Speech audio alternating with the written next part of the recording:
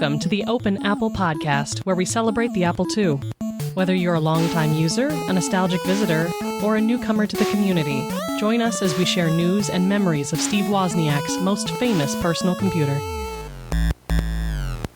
Hello and welcome to Open Apple. This is episode 41 of the #1 co-ed hosted monthly Apple II podcast.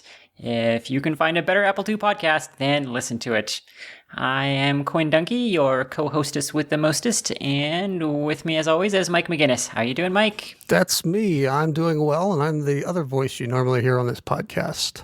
I'm doing all right. It's been sort of an interesting week. I managed to crack the screen on my shiny new iPhone 6 Plus, and it's been a bit of an adventure getting the screen repaired, but I think in the long run, it was probably the wisest decision to go ahead and pay the extra money and have them do that. Oh, so you did end up getting it repaired? Well, I did. Actually, I took it to... So jumping back a little bit, if you pay attention to my tweets, God help you if you do, I complained recently about there's an Apple store that's like 2 miles from me, and I've gone there a couple of times, and it's always been the same experience. They ignore me. It's hard to get service. I ordered my iMac online from Apple and had them deliver it to that one, and it took them like an hour to bring it out from the back, and when they did, the guy just kind of shoved it into my hand and said, "Here you go." And which, you know, I'm not saying that I should have special attention because I'm spending extra money there, but it was kind of a large purchase, and usually, you know, Apple stores are known for the quality of their service, and if you buy something like that, they'll make sure that you have the training that you need, and do you need any help setting this up? And this guy was just like, "Here." And it's been a consistent thing. You know, I could understand like a bad day or somebody's just kind of in a bad mood, but every time I've gone in there, it's been like that. Well, apparently I had to learn my lesson. So I went back there and they said, it's going to be $129 to repair that, sir, which it's kind of expensive, but it's an expensive phone, I guess. I thought, well, maybe I'll think about it. And I ended up going to another Apple store, which is further away, but I've always had great service there. And they saw my Kansas Fest t-shirt, and I got a bunch of questions about the Apple II, and I took my Rev Zero Apple II in to show them, and everybody took pictures, and they were impressed, and so impressed, in fact, that they said, well, we'll go ahead and waive the fee to fix that screen for you. So I'm actually really happy. Nice. Wow. Yeah. Way to play the Apple II card. That's well done. I'm kind of two minds on that. So like, you know, if I take the Apple II in, are they going to go like, what are you doing? We're trying to work here. Can you just go away with that? Yeah. You know, or are they going to be enthused? And they were pretty enthused. So that was kind of cool. And they gave the gray-haired old man some attention, and that was nice. That's awesome. Yeah, that's been my experience as well with Apple II stores. With Apple II stores, if only. With Apple stores that, some of them are. I would even go as far as to say most of them are great, but yeah, there are some where I've had really bad service, and it does seem to be store specific. Some stores seem to be always good, and some are always bad. But that's great, and you know, and there are genuinely we've heard stories like that before, that there are genuinely Apple II or Apple fans, I should say, working in Apple stores. You know, they aren't just employees, so they seem to, by and large, appreciate the old stuff. So. Yeah, what a fun story. I don't suppose you took any pictures of the device that I would have taken pictures with was what they were repairing. Right. Yeah. Not me, but there were plenty of other people taking pictures of themselves with the Apple II, and so maybe some of those will show up on Instagram or something. I don't know. That's funny. Yeah, I mean, I like my iPhones, but I think your experience with the 6 Plus is not uncommon. I mean, I'm hearing a lot of friends have had similar durability issues with it. It seems like Apple may have just crossed the line between style and durability there. It seems to be a little too thin and svelte for its own good. Well, here's the thing. I would have been, I guess, less disappointed if I had dropped the thing on tile floor or something and it smashed. Okay, I get that. That happens. This was the phone and my keys in my pocket. I sat down on my couch, and you know, you kind of have that, like when you think back, did I hear it crack or did I feel it pop in my pocket? Well, whatever it was, there was definitely an audible, I guess, pop, and I pulled it out and the screen was shattered, and it looks like the key ring and maybe the tip of one of the keys kind of pushed at just the wrong places, you know, on the screen, and to disturb the surface tension, and it shattered very nicely. So that was sort of disappointing, but I did learn my lesson about which pocket I'm keeping my keys in and which one the iPhone goes in, and they shall never share the same pocket again. Yeah, I can. It would be disappointing because it's not exactly an unusual use case there. I mean, yeah, you put it in your pocket. I mean, that's what people do with their phones. So you would hope it would survive that. And it does seem to be a bit of an outlier. I mean, my iPhone 4 and 5 and my original 3G that I bought have all been basically bulletproof. I mean, I've dropped them on concrete floors from 5 feet up, dozens of times, and they're dinged up, but they don't break a sweat. So, but yeah, the 6 Plus just seems to be shattering when people look at it funny. I don't know what's going on there. Yeah, it's really thin and it's very slippery. So if you don't have like a kind of a rubberized case or anything, the back of this thing, the aluminum is just like, there's like low friction or something like that, because it's, I felt like there was the car they described in the restaurant at the end of the universe, the Hot Black's car, which was, they would reach out and touch it and they couldn't feel it because there was no friction. That's right. Sort of what I feel like when I'm dealing with this phone and I take it out of my pocket. I'll just be holding it and it'll just sort of like start slipping. So very, very unusual. But I'm overall, I'm very, very happy with the service that I got at the second Apple store that I went to.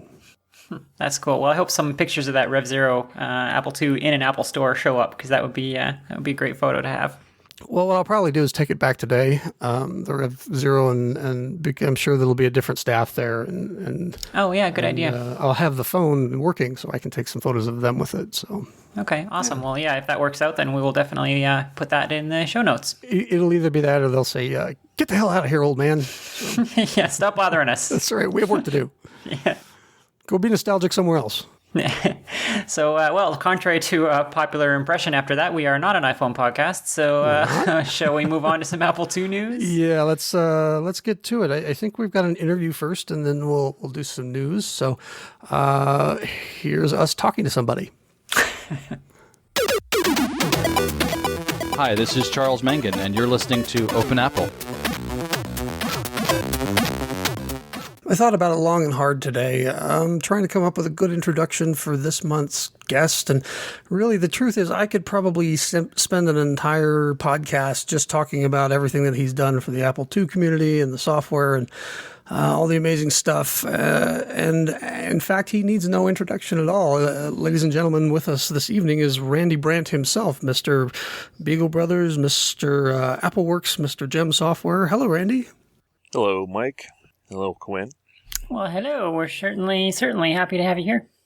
I'm happy to be here. Listened to you many times, and going back to actually before you were around, and it was Mike and Ken. I've listened to every episode. Awesome. That's a lot of listening. It is, but hey, when you work at home on computers, you can listen to stuff during the day. Oh, I'm so jealous. We like to ask everybody, and I'm not very creative for ways to come up with this. Randy, what was your first experience with Apple computers? First experience with Apple was in college, 1980, 81, 82, in there somewhere. Some nice person, and I will be forever in their debt, although I don't know who they are, but somebody donated an Apple II Plus to the college for the geophysics department. And they decided to put it in the school library because they didn't really have specific classrooms for that major. And so they built a nice case for it and put a locking lid on it and had a library card. So instead of a book, you'd sign out the computer. And after I filled out 2 complete cards where I was the only one on the card, they gave me my own key. And then I happened to have a buddy who was a security guard who would illegally let me into the library after hours. That's a pretty good little racket. It was a great deal. Not only that, he's moonlighted as a security guard at an apartment complex, and one day I was playing Sabotage or writing BASIC or something, and I hear a kind of a thud, and I look over, and he dropped a box next to the computer, and it was full of magazines, and he said, I think you might like these. I found them next to a dumpster I was walking by yesterday, and it was Call Apples, all about AppleSoft, and a stack of nibbles and Call Apples, and that's what introduced me to 6502 programming, and the rest is history. So then how did you move from sort of hobby use into the professional side of it? Well, I guess professional technically would be when you sell something, right? So I think that's the definition, sure. My girlfriend at the time, now my wife of over 30 years, was like me, was a education major, but she was ahead of me with her student teaching. I got the bright idea of writing a program to help her keep track of her grades, input grades, and I called it Grade Aid. And I started off with individual variables for everything, and that was horrible until I understood how arrays worked. Things got a lot easier then. I wrote it in AppleSoft with a few ampersand 6502 utilities for stuff like searching and sorting quickly. And fine-tuned that, sold it for $10 a pop. Oh, man, 5-6 years later, I ran into a teacher and said he still used it for doing all of his grades. And so that was my first product, and that was Gem Software. Gem coming from my girlfriend's initials, Joanna Ellen Morrison. And when we got married, Jeb Software sounded a little Appalachian, so we stayed with Gem. Jeb. Randy, you and I have talked in the past before, and as I recall, there was a story about a K-Pro and an Apple IIc. Yes. Well, I was getting very serious. I don't know if we were engaged yet or if we got engaged the following summer, but we went up to my girlfriend's home in Washington, and while we're up there, her dad was a businessman, and we went down to neighbors who had a K-Pro, used K-Pro for sale, and because he said he was interested in maybe having it for his business, and I got all excited, told him I'd, buy it, and I'll write software for you, I'll create a database application for you to track your, at the time you had a cattle ranch, track all your cattle statistics, whatever they are. He expressed some interest, but then he's like, well, I don't know, I'm not sure I need this.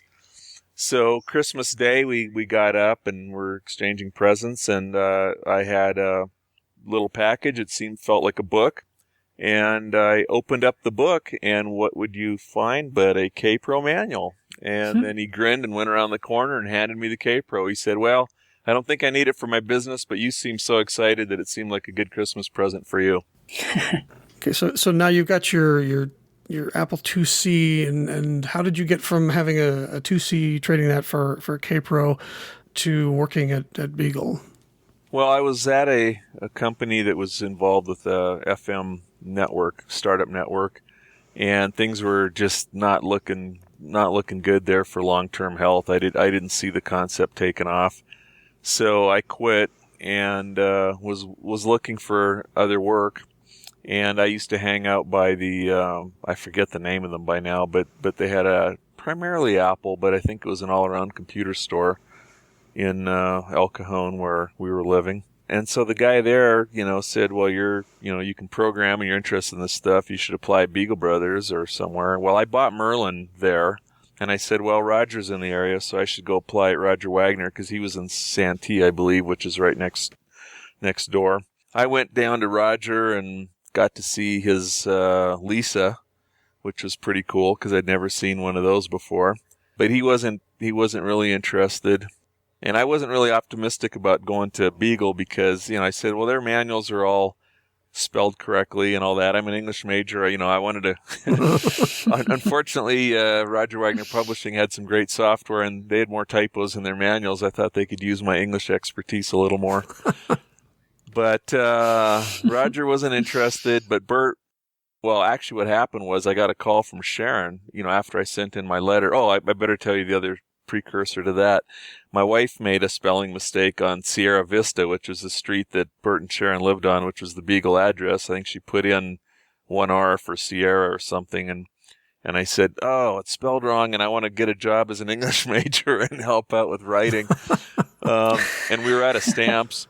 And I said, oh, just stick an R in there. I said, we're not going to get the job anyway, so it doesn't really matter, and don't waste the stamp, and, don't want to go to the post office and buy another one. So just stick an R in there and stick it in the mail. So my wife did. And to my surprise, I got a call and said, hey, this is Sharon Kersey, Beagle Brothers. And I went, yeah, I know. I recognize the name. And she said, Bert doesn't like talking to people much. It's really hard he's a friendly guy, and it's really hard for him to say no to people. And so he doesn't actually want to talk to you because then it might be hard for him not to hire you because he's such a nice guy. So what he did is he gave he wants to give you an assignment. So he's going to send you a upcoming pending Beagle product, and he wants you to write some documentation for it. And then if he likes the documentation, we'll talk some more. So I said, great, yeah, send it over. So they sent me a disk that had a couple of programs on it that were destined for the Extra K and ProBiter packages were being developed at that time. Mark Simonson, Alan Bird were working on those, and then Bert and Jack Cassidy had some involvement in the other ones. And so I wrote some docs for one of, I think it was Mark Simonson's programs. I had a little utility of my own that I threw on there, and I put it all on a disk, and I still have that 5¼ inch floppy to this day that I mailed to Bert. I got it back from him later. You booted it up, and it was, a greeting thing, and then had my stuff on there. Well, anyway, obviously he must have liked it, because I got a call from Sharon a few days later, and she said, Bert liked what he saw. Come on down, and let's do an interview face-to-face. So I got to do the longed-for trip to actually walk into his house, and of course, you're standing there, you ring the doorbell, and it says push once for trapdoor, push twice for doorbell. And you look down, and you're standing on a square of wood that's a different color than the rest of the porch. And meanwhile, you're like, okay, how do I get to 2 without 1? But I thought, yeah, this is definitely the right house. That's got to be the right address. There was a clutching hand reaching up in the window. I think it was animatronic, so the hand was kind of twitching. So I walked in, and, there's a coffee table with cowboy bootlegs, and she said, well, it was Sharon greeted me at the door and said, Bert's upstairs. And so I walked up, and there was the Beagle Brothers office up in Bert's house, and got to meet him. And by the end of the interview, he offered me a job, and I tried to play it cool, but inside I was like, are you kidding? You could offer me 10 cents an hour just to work at Beagle. I'll take it, But he offered me a living wage, and that was my new job.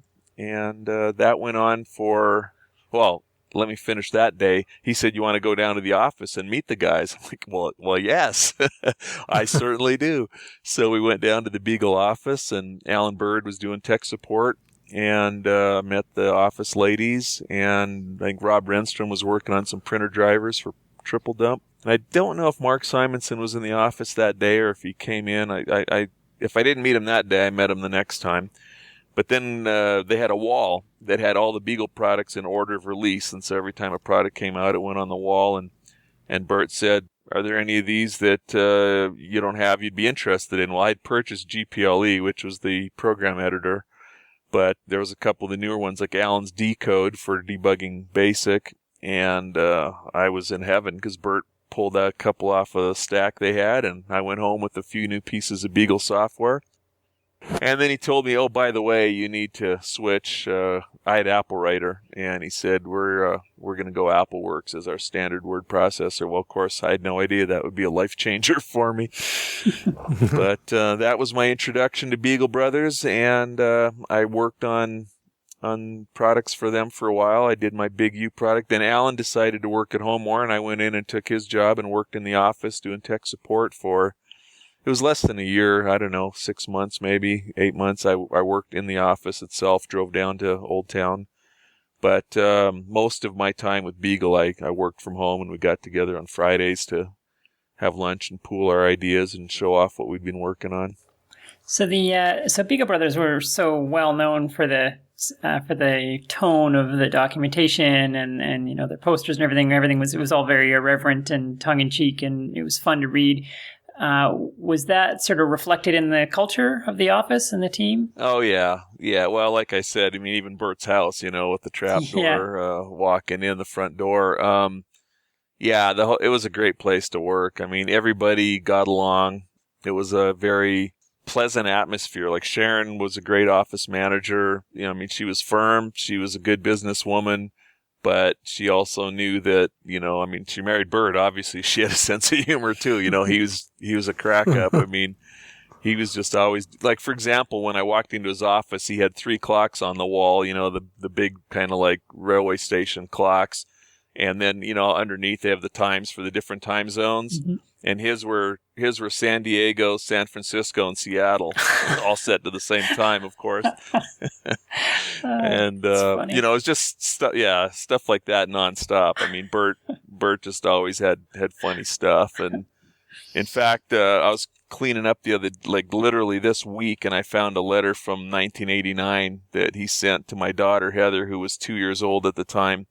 Here's a photo of our dog Roger, and what he did was he put Roger peeking over top of a desk, and then he put his hands up there, so it looks like Roger's got human hands, kind of the old Kilroy was here thing, the head looking over the top with the hands. And so, I mean, he was just always finding time to do funny stuff like that and making it a fun place. And Fridays were just awesome because we'd all drive in, Alan, Mark, me, later on Dan Vercade, and Rob Renstrom, and we'd all just get together and go get, we were such regulars that the waitresses knew what we wanted, and we'd get our food and chat, and then we'd go back to the office, and everybody would show off their stuff, and it was just, bouncing ideas around, and it was just a lot of fun because we worked at home Monday through, Thursday, and then Friday we'd kind of just brainstorm together in the office, so you can't have more fun. I mean, it was just an awesome place to work. It sounds fantastic. So how did that sort of wrap up then? Like what brought it all? Well, Bert decided to kind of retire and move on to other things. So he sold it. Well, what happened, I get back up a little bit, is Mark and Alan spun off Software Touch. They decided to start their own company, and they released a couple of products. And that was right when I was doing the MacroWorks, Super MacroWorks, Ultra Macros. So that really took off. There was kind of that move towards doing some AppleWorks stuff instead of just the AppleSoft utilities. And then Mark and Alan did some stuff that was AppleWorks related.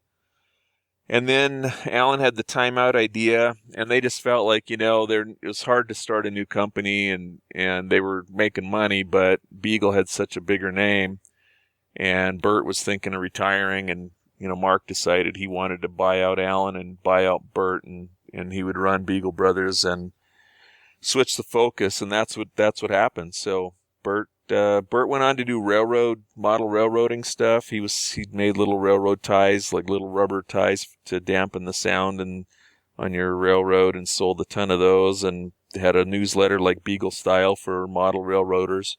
Just kind of enjoyed retirement, and Mark ran the company, and we switched focus to more of a business company, and they, did the word processor stuff and the Mac stuff down the road. So when Mark made the changes, then, things started switching around a little bit, and I just decided, I'd visited a friend in Colorado and decided to come out here, and I'd already done a couple of Gem Software products that were too small for Beagle, and so we all just kind of went our separate ways at that point, which would have been right around 1990, and then Beagle sold to WordPerfect. And WordPerfect took over the Beagle Mac word processor stuff, and Mark worked for WordPerfect, and Mark Munz went up there and worked there as well in Utah. So, yeah, 1990 was kind of the year that things started spreading apart. Alan and Rob Renstrom formed, and John Obrick formed West Code Software and published several products there. So we kind of split into about 3 companies at that point.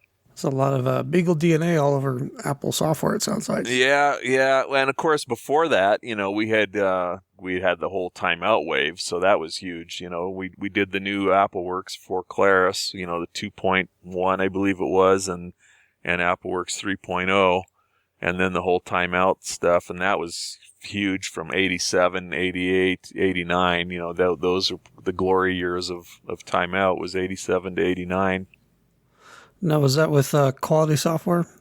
No, that was before Quality. That was all Beagle Brothers. In 1990, I moved to Colorado, and I was doing a few things and doing Gem Software stuff, and still doing some stuff with Beagle and doing some other stuff on the side. And then a couple years later, I still had ideas. I thought, there's still some more stuff needs to be added to AppleWorks.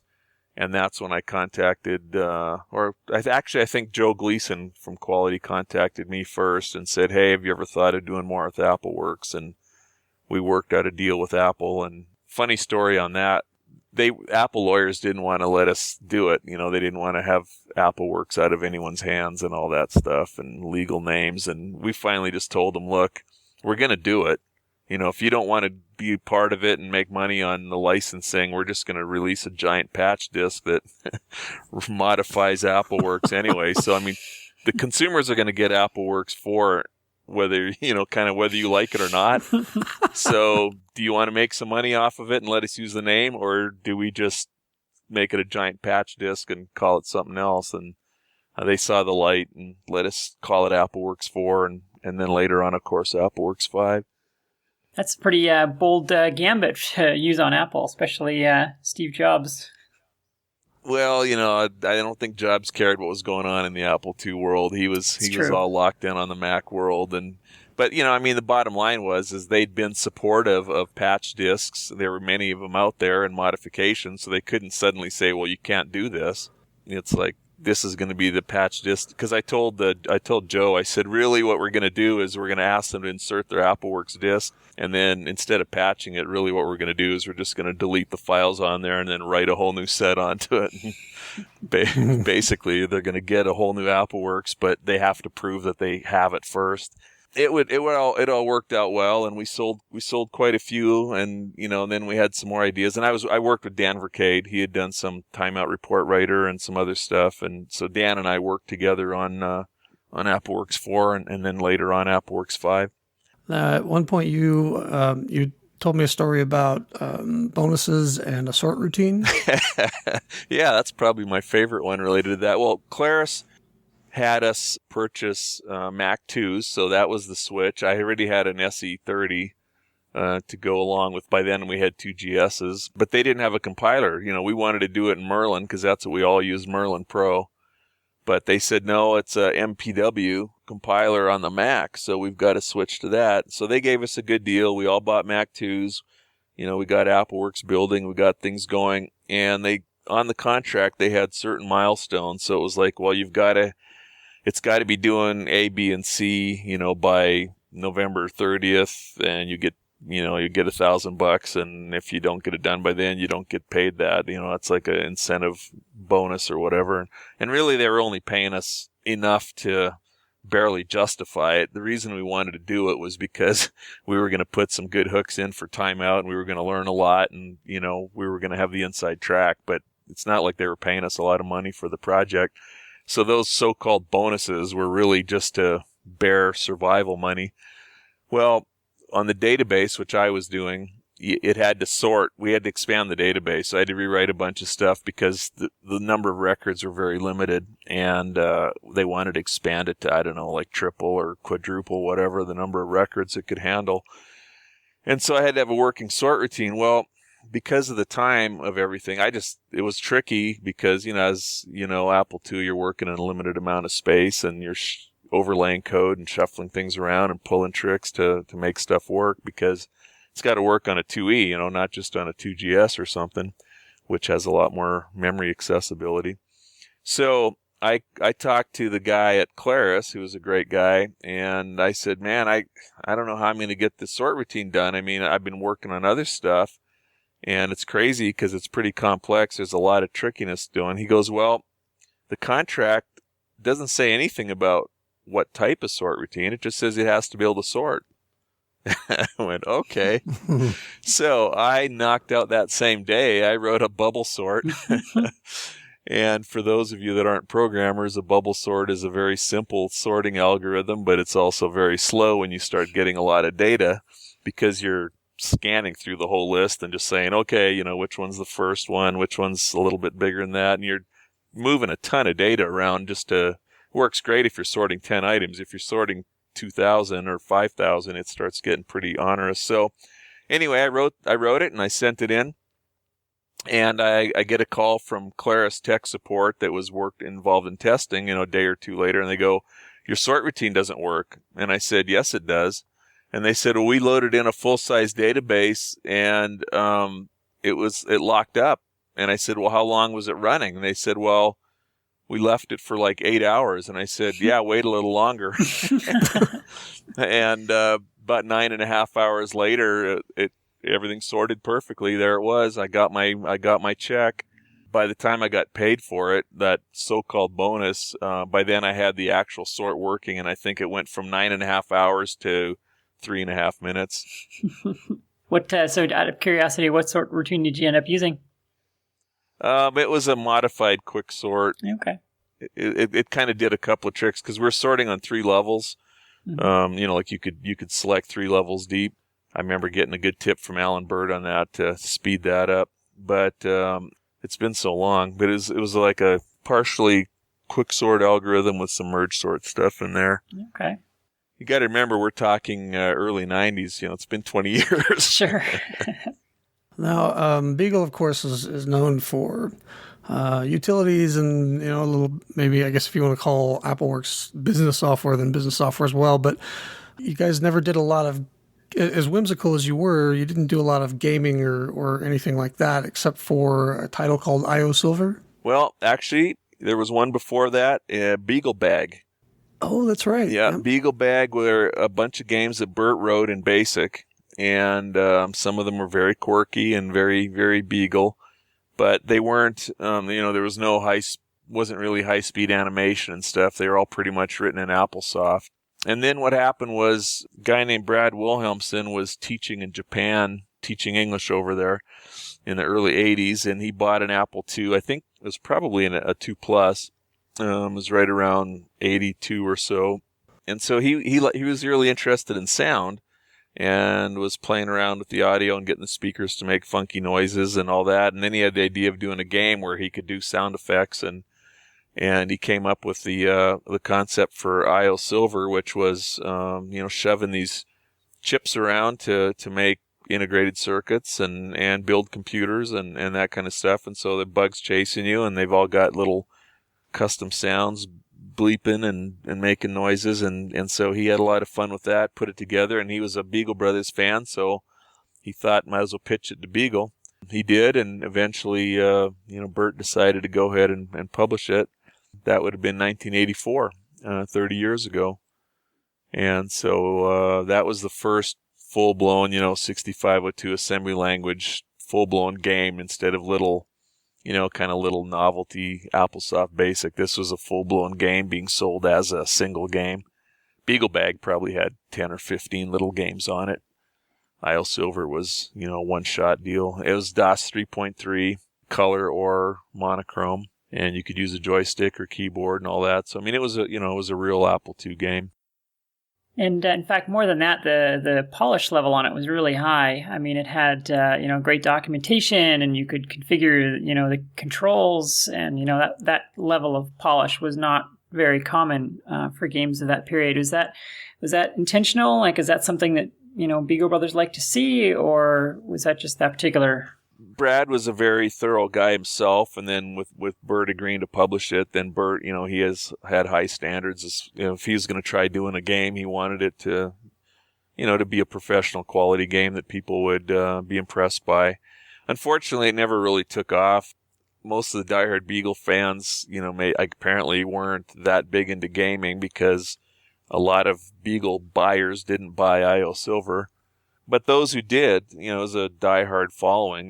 There were, for example, my wife is not a gamer by any means, but when she was pregnant with our daughter, she was having trouble sleeping, and I showed her IO Silver, and, next thing I knew it was 2:00 in the morning, and she was still playing. So, I thought that was a pretty good sign if a non-gamer could sit down and play it for 4 hours straight. Yeah, and that's the thing about these old games. They're just as much fun today as they were back in the day, That doesn't change. No, and especially if they're games that are, use some logic and require a little bit of thinking. My game Sabotage was kind of fun, but that didn't really take a lot of logic. It was learn how to shoot the parachutes and the paratroopers, and there was one called Microwave I played on the Apple II that was kind of cool. Yeah, I remember Microwave. I like that one too. It had good sound effects. Yeah, it did. Good little animations. And Pac-Man, everybody had a Pac-Man for every computer that was out there. But IO Silver was, I think it was kind of unique in terms of the amount of strategy and thinking, for a non-role player type game, adventure game, an action game that still involved logic and that. It was a pretty cool mix. So the story of IO Silver is not yet over. Why don't you tell us what's going on now with it? Well, let me jump back a little bit. And when Beagle went to timeout and Mark bought Beagle, there wasn't really a niche for it because, the focus was on the Timeout series and like, somebody said earlier, maybe more of a business focus to Beagle. And so IO Silver just didn't fit. And so they weren't really interested in publishing it anymore, and it wasn't selling much anyway. And I talked to Brad and said, hey, why don't you let me do a Protoss version through Gem Software? And he said, oh, that'd be a great idea. I'd love to see it resurrected. And, Protoss is the thing everyone's doing nowadays. So we did a Protoss version, and so Gem Software actually published IO Silver for several years from 89 to the early 90s before it kind of faded away. And then nothing happened for a long time. And 2012, a couple years ago, I got a call from Ross Lambert. He was the publisher of a magazine for Apple II and Ariel Publishing, did several Apple-related things. I'd met him at an Apple Fest up in San Francisco, I think in 87. We'd become good friends, and Ross just called me up and said, hey, I think we should resurrect IO Silver. Let's think about that, and it'd be a fun game, and even if it doesn't sell, we got something fun to play ourselves. And I said, yeah, it'd be great. Even if nobody buys it, I'll have fun playing it again. And Jay Jennings was a guy that had been involved, if you guys remember Soft Disk, and he had his Punkware software. He did utilities for APW, I think, and he was a known Apple II programmer. He used to come to Kansas Fest, and he had a 12-inch blonde mohawk, and he was about 280 pounds and, maybe not quite 6 feet tall, but with a 12-inch mohawk, he was a 6'8", and you couldn't miss him. But we stayed friends with Jay as well, so we worked out a deal with Jay to do IO Silver for iOS and Android, and we got a artist in England named Steve Young. We just found him by looking at images on the internet and finding some cartoon graphics we liked, and got a hold of him and got him to do a new professor for us. As the main character, and some bugs and stuff. And we started the project, and here we are, ready to release it on the 30th anniversary. It'll be a pre-Christmas release. We got some weird delays. Jay unfortunately lost he lost his father, he lost his mother, and he lost his brother-in-law all during the process of working on IO Silver. So he had a lot of unexpected delays there. Wow. Yeah, it was amazing. And it just was weird. It was like every time he said, next week I've got some time set aside, I should be able to get a lot of work done on IO Silver. And then the next day we'd get an email saying, well, so-and-so just died. I won't be able to work on it. I've got a funeral to go to or plan or whatever. Wow. So it was just really strange how often he got derailed that way. But he hung in there. He's a great guy. I hadn't seen him for 10 years, and until September we went up to Alaska and visited him in Alaska. So it was good to see Jay again. He did most of the work. I did some of the programming, just a little bit. He did the vast majority of it. And Ross has worked on some of the documentation. We've all been involved in the design and input and coming up with new ideas and how to enhance the game, and we're pretty much ready to go. That's pretty exciting. I'll definitely be downloading that one. Yeah, it'll be available on iOS. It's got high-resolution graphics for iPad and, Retina displays, so it looks great on a big screen TV. You plug it in, and because it's the way it works is you just swipe for the 4 directions that you're moving, and when you run into a chip, you just swipe again that same direction. It'll push the chip. And so you don't have to be looking at the screen. So your iPhone actually makes a great controller, and you can plug it in. Yeah, you plug it in directly, or Apple TV, and you can play it on a 50-inch HD television, and the graphics look great. And you just hold your phone and swipe on it as a controller, and it makes for a great game that way. Okay, and, so it doesn't matter where you swipe. Right. You don't have to, it's just 4 directions. It's just left, right, up, down. It matters where you tap on some of the menus, but if you're doing a menu thing, you don't have to be, you're not really playing the game at that point anyway. Sure. But while you're doing active gameplay and trying to avoid bugs and move around, you can just use your iPhone as a controller and play on a big screen, which is pretty cool.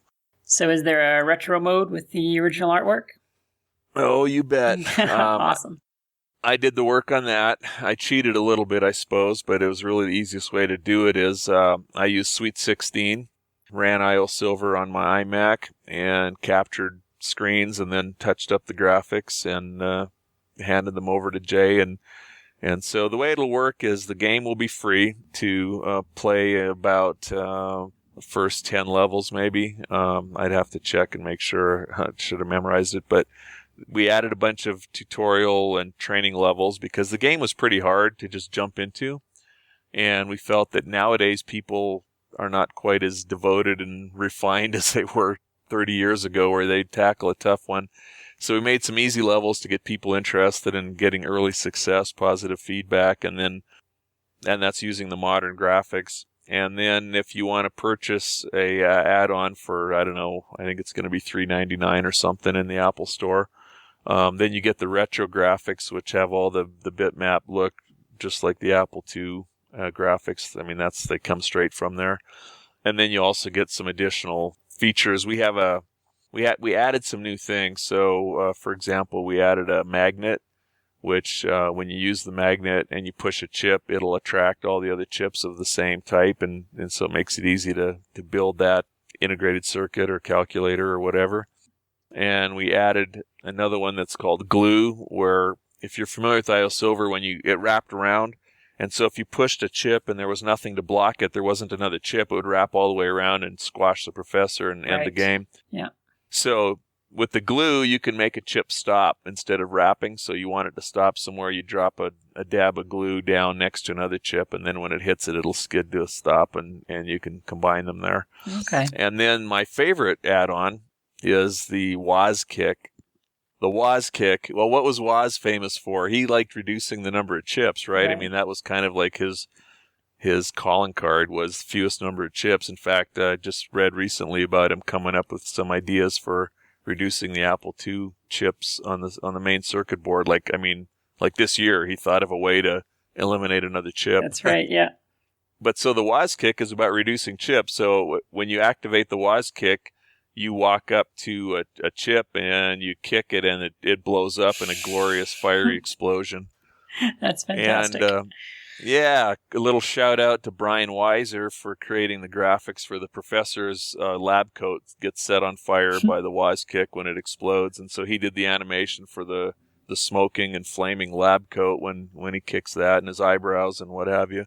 And let's see, I think those are the special ones. And then we've got high scores for both. There's the cheater level, which is if you use these new add-ons, or there's the pristine purist one where you just are building it like you did in the old school way. And so we'll keep track of both high scores, and you'll be able to share a screen on Facebook if you do a great job, or whatever, and we'll have the high scores posted. We'll have a website that'll indicate that kind of stuff. So there's a few new add-ons that make it kind of fun and add some new things to it and some new graphics, but we also have the ability to go just play that original game. And so is there a firm release date set for that, or when can people download it? We're shooting for in 2 weeks, but just to play it safe, I'm saying it'll be pre-Christmas. I don't know when this episode is going on the air. Jay is going to school, and he's got some exams. So he's going to be working on, he's already made arrangements with his wife to allow him to work on it for Christmas Day. I'm sorry, not Christmas Day, Thanksgiving Day. So Thanksgiving Day, he's got permission to work on IO Silver, and he's hoping to have everything done there. I mean, the game's basically done, but it's kind of like wrapping up the last things with the Apple Store and the activations, because we have the in-app purchases, and there's just some tricky little things you've got to do to nail down all of that stuff. Right. So he's hoping the ideal situation would be that he gets it all done on Thanksgiving Day, and then that following week it would get released. But definitely we're shooting for end of November, beginning of December. Well, I suppose as long as you get it out before the end of the year, so you make that 30th anniversary thing. That's what I told them. We got to hit the 30th anniversary, and that shouldn't be any problem, because actually the current version, which I got, I don't know, a month ago, I haven't had any lockups or crashes. Everything's working fine. I mean, it's definitely a polished product ready to go. It's just taking care of those technical details with the Apple Store and everything. So it's really just busy work. The actual coding is all great. So I think we're ready to go on that. Sounds great. So did you guys have updates planned as well? Or is there going to be new content or new features added along the later on? Or we're kind of playing that by ear. I think a lot of that depends on the reaction to the game, the response to the game. So I mean, if it sells well enough for us to break even, which who knows if that'll happen. But like I said before, we did this for fun, and as diehard Apple II guys, we wanted to see a great old game, come back to life, and so we could all play it. But if it actually makes enough money to justify doing some more stuff, we've talked about some additional graphical things and some 2.0 kinds of features, some new things we could add. So we'll consider that. And then the other thing we are considering is perhaps some kind of related spin-off games using some of the same gameplay as far as rapping on a screen and objects, moving things around, but taking a little different approach. We've got a couple of ideas, so we'll see how this does, and then based on that, we'll decide if there's going to be a new version or a new game or a whole stable of games or whatever. But we think people will enjoy it, and we think that newcomers will find it a lot easier to break into because of those easier levels. Just diving right into the original one, man, it was tough. It was a tough game. Yeah, a lot of those classic games, the learning curve on them can be pretty steep for sure. Nowadays, there's so many options out there. I don't think people have the same amount of patience. Back then, you pay $30 for a game, you're gonna spend the time to learn it. But now, if it's free or $1, it's like, move on to the next one. It was too hard. Yeah, it's very true. You have about 5 seconds to capture people's attention, and that's otherwise you lose them forever. It's mobile is a tough space for that reason. Exactly, and that was a great reason a great example of that was my son. He's 20, college student. It was great to run it by him because his response was like, "Well, this is too hard. Most people are gonna give up on it." And he's an engineering major. He doesn't mind challenges, but he also knows that quick games are the rage. There's some pretty simple games that made a lot of money. So he actually really encouraged us to do some simple ones to let people ease into it, and we did, and I think I came up, I did a bunch of level design for that. I created a bunch of the early levels. I think Jay had a couple of them, and then I did the rest of them. And it's a nice little sequence where each time you solve a level, just a couple of chips and a few more and a few more, and so it kind of keeps getting more complex as you go, but at least you're led into it instead of just diving right in and having a super complex screen to tackle. That sounds great, even for me who played the original, just because looking back on it now, I'd forgotten how difficult it was. So I will, I'll welcome the lower learning curve myself. Yeah, easing into it, and you get that feedback. And of course, another big thing is the old graphics. You merge them and they'd kind of bulge a bit, and it's like, okay, they're merged. But now with the modern graphics, you got the spectacular kind of flashes and explosions, and there's a lot more eye candy. On the new version of it, and Jay's got background music and stuff, so you can have a little tune playing and lots of special effects and cool things. So I think people will like both. I enjoy the new version for all the eye candy, and I enjoy the old version just for the nostalgia. I guess the last question I have to kind of bring it back around. Probably everybody out there has a favorite Beagle Brothers product. My personal favorite was Platinum Paint on the 2GS. That was. I was really into game development at the time, and Platinum Paint was just fantastic for developing art assets. So do you have a favorite? Well, before I answer that, you want a little Platinum Paint story? Absolutely. That was written by my good friend, Matt Reimer. He was not happy with any of the editors out there, so he talked me into writing an editor so that he could have more fun writing Platinum Paint. So I created, it was called Rose, R-O-S-E, Rose 16 actually, because it was a 2GS only editor, drop-in replacement for APW, and also Orca M, which is the same basic platform from Mike Westerfield. And so I wrote that. I made it so you could, had an editor that was a lot like AppleWorks, and it was really fast and all that, and made a few $100 selling it as shareware. Whenever Matt wanted a new feature, he'd just call me up and say, "Hey, make it do this." So he had his own custom editor to write Platinum Paint.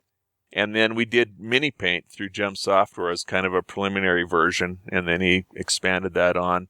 But the crazy story is that Matt and I became friends when I was subbing at a high school, and he was there as a student he saw I was doing computer stuff. We hit it off. We became friends. I got him a job at Beagle when he was 16. And then I went and visited him one day at his house, dropped off some software, and ran into his grandfather, and we started talking. And half an hour later, we realized that his grandfather and my grandfather had been buddies in Canada in the 1930s, 50 years earlier. Is that right? Wow. I mean, not just coworkers, like they ate lunch together, they hung out together, and 50 years later, Matt and I were friends in San Diego, 2,000 miles away. That's fantastic. That was Twilight Zone country there, man. That was like, wow, it was just so bizarre. Anyway, we stayed friends, and Matt's still doing computer stuff and all that. So that was Platinum Paint. So my favorite, though, man, I guess in fairness, I have to exclude my own stuff because that would be biased. So of other people's stuff from Beagle, in terms of coolness, I think maybe Decode by Alan Bird was such a cool debugging aid for AppleSoft programs, and it just took things to another level. I would rate it really highly. In terms of what I actually used, it was GPLE, the Global Program Line Editor, which was later replaced by Alan's Program Writer, which is a full screen editor, but that was a Software Touch product. I've got a quick little story on GPLE also. That was written by Neil Konzen, and when Bert showed me that, he said, he's the only guy that I've never talked to. I've published software for people I haven't met, like Brad Wilhelmsen, because he's off in Japan. Of course, a year or so later, Brad did come to the States, and we got to meet him. But he said, Neil Konzen's the only one I've published something for that we've never even met. He just mailed us some stuff and did some mail thing. Well, it turned out, if you read the history of the Mac, Andy Hertzfeld has a blog about the history of the Mac. Well, I was reading that one day, and it turns out that Neil Konzen is working at Microsoft, and he would be in charge of the Mac division, because Microsoft was preparing products for the Mac, like, I forget the name of it, but they did like an Excel clone. They did a Multiplan. Was that it? Was that the one from Microsoft? They did a spreadsheet anyway. Yeah, that's right. And they did they did a word processor, a version of Word, what have you. Well, anyway, Neil was the point man talking to Apple on doing that. Well, he kept asking Andy questions like, well, how do you do regions? Like, how is this graphics clipping occurring with the layering and stuff? And Andy's like, you don't need to know that. Like, that's got nothing to do with, we're doing that. You're just creating the product. And yet he's asking these technical questions. Well, a couple years later, when Windows came out, it turns out Neil Konzen was in charge of a graphical interface on Windows.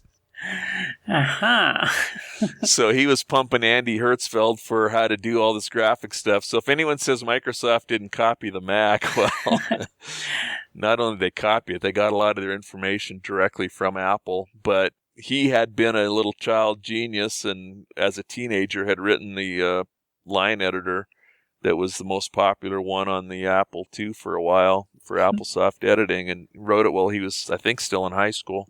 Wow. So you piqued my interest there with Decode. How does that work? What does that do for you when you're programming AppleSoft?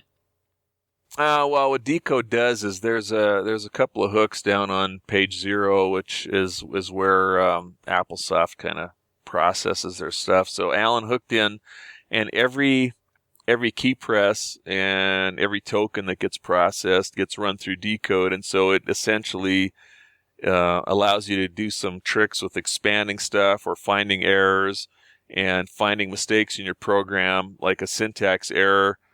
If I recall correctly, it's been a lot of years, but instead of just printing syntax error at the bottom, it would actually show you the line of code, that kind of stuff. So it was a lot more interactive. Mm-hmm. So it was just, and it could do cool stuff with variables like batch, rename, and, there's little utilities for doing some of these things, but this kind of built it all into an integrated development tool that just was really smart about helping find errors and helping you rename programs and, taking out remarks or renumbering and kind of pulling all those tools together in one place, and then also doing some things that no one else had ever done before.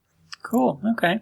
In terms of a technical thing, like as somebody who was getting into programming and who was getting to know quite a bit of the internals because I'd studied those free magazines I got from the dumpster, it was one of the most technologically advanced, probably the most technologically advanced programming tool out there for the Apple was decode, and that's why I liked it so much, because Alan was just doing some stuff no one else had ever done before. Yeah, that's actually really impressive for the time, especially. I mean, I've been working on some tools for AppleSoft development myself, and I've been, hacking up the parser and so on. It's tricky now even, and we have just, stacks and stacks of documentation. Every aspect of it is so well documented now. But, I mean, at the time, a lot of that wouldn't have been available. So probably would have been a lot more reverse engineering and disassembling of the ROM and so on. There's no doubt Bert was the marketing genius, and founder of Beagle Brothers and the comedian and, what have you. But he was obviously the driving force behind all the humor and everything. But in terms of the technological, I mean, there was a lot of good programmers at Beagle, but nobody that ever worked at Beagle would come up with any name other than Alan as being the premier genius there. I mean, he just kind of was, he's the father of timeout, and he created all this other stuff, and he was very collaborative. I mean, he gave us ideas, we gave him ideas, and he was open to suggestions, but pure original creative stuff, Alan was the genius of Beagle, and I don't think anyone would argue with that. How about you, Mike? Do you have a favorite Beagle Brothers program? My inclination is to say AppleWorks. That's not necessarily didn't start at Beagle. Obviously, you could say timeout. Well, and yeah, as far as pure Beagle utilities that I got the most use out of, definitely the timeout stuff, because in '84 I was doing my homework in AppleWorks, and I remember the first time actually that I wrote, it was some creative writing paper or something like that, and I spent all the time formatting it, and I didn't have a spell checker at the time, so I went through and I printed this thing out on the Epson FX80, the dot matrix, yes. And I take it into work, and my teacher's like, "What is this? Rewrite it by hand." And I went, "No." So, but yeah, I AppleWorks made my school life infinitely easier, or at least more efficient as far as doing homework and writing, because like most people, I could type quite a bit faster than I could write anything by hand. So, sure. And then the timeout additions just took a really cool thing and just made it beyond excellent for me. So definitely those two products. And I just love the idea of a quote-unquote patch that basically just replaces the contents of the disk with a new application. What? It's just a patch. Yeah, well, what? We were determined to get it done. The other thing we did is when we did AppleWorks 3, which was under Claris, I was in charge of what was called the host, which was kind of like the command center where all the calls went through, because your memory management and all those things, they all went through a standard spot so you could patch them, but also so that as the program changed, you didn't have to change your references, because they went through this standard jump table and then went off to, wherever. And that way, when the program lengths shifted and stuff, you didn't have to change any of your calls because they're all going through standard hooks. It changed dramatically. We put in a lot of stuff for timeout, built it into AppleWorks so that next time when we installed timeout for 3.0, I think the install program was probably half as long, because we had so much stuff built in that just like, okay, we're putting timeout hooks in here, we're putting this in here. And it really made it nice in terms of ideally designing AppleWorks for timeout. Instead of designing timeout for AppleWorks 3.0, we designed AppleWorks for timeout. Sort of built in all the extensibility ahead of time. Exactly. And then it was just like, okay, here's the slot. Now we just plug in and drop in our new tool, whatever it is, and new hooks, and we didn't have to worry about if there's a 3.1, is something going to move and we got to come up with a new version, and we didn't have to, because now we're going through these standard hooks, and AppleWorks could change, but timeout would still be able to call this one spot and know that this is where you're always going to get a keystroke or what have you. Yeah, it was great. But I just wanted one other thing related to that is, did either one of you ever dabble with Merlin Pro and do any 6502? Yep, for sure, yeah. Well, Merlin Pro is the reason why there's a MacroWorks and Ultra Macros and all that, because Merlin Pro had macros. I don't know if you remember that, but if you held down the solid Apple key, you could do these little macros, and they're pretty tiny. It's basically just keys, but I just thought that's a cool concept. You could press one key and do multiple keys. And so Merlin is what inspired me to do MacroWorks. I thought, well, it'd be really cool if I could do that in AppleWorks. Alan had been messing around with AppleWorks, and one day at our Friday lunch, he showed us he says, all the AppleWorks keys come from this place. And he showed us where, and I went home and thought, hey, the keys all come from there. I wanted to do macros. And by the end of that night, I had it so you could press a key, Option N, and it would type my name. Like, man, the first time I saw multiple letters appear on the AppleWorks screen with pressing one key, it was like, I am on to something. Yeah, light went on. That was my livelihood for the next couple of years.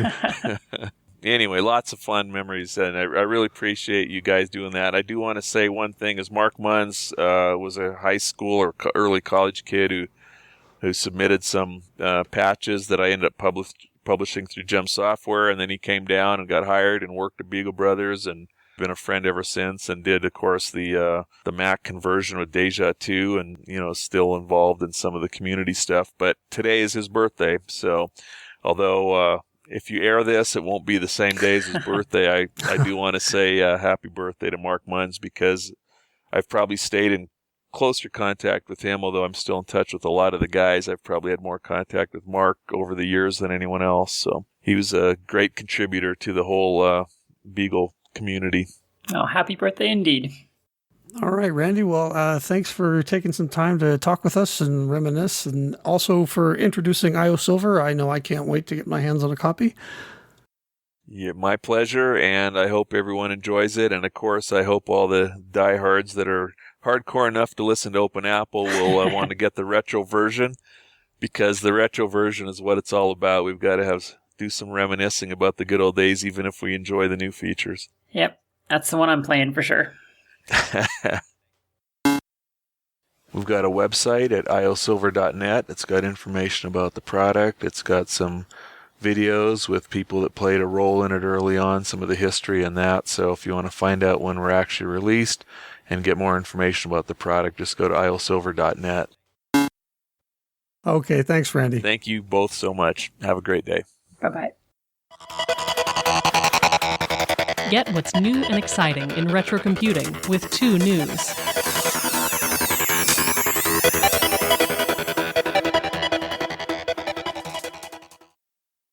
All right. Well, again, thank you, Randy. That was a great appearance, and nice to hear about some of the good times at Beagle Brothers and Gem Software and beyond. And of course, I'm looking forward to getting my hands on a copy of IO Silvers as soon as that comes out. Yeah, it's gonna look great on your shiny iPhone 6 Plus. Oh, I hope so. Maybe it won't crack the screen. Yeah. So Randy couldn't stick around with us to do news this time, so it's just going to be Quinn and I, and I guess we'll just dive right into it. Yeah, let's do that. Why don't you start, Mike? I think this first item is yours. USA Network, which I can't remember. Is USA Network the one that's doing Halt and Catch Fire, or is that AMC? That would be AMC. Okay, so maybe this is USA's competitive product. They've given a pilot pickup to a show called Mr. Robot, which normally I don't really pay attention to, pilot season and stuff like that, but it's from the creators of True Detective, which generally means, that's kind of a hot creative team right now. So giving it a pilot pickup generally means it's probably going to go to series. And I was reading the description of this on Variety.com, and it looks interesting, but they use the word hacker a whole lot, which is sort of concerning to me, because that generally means something like it's going to end up like that god-awful Scorpion show. Oh, God. So, I can't even watch the commercials for that thing.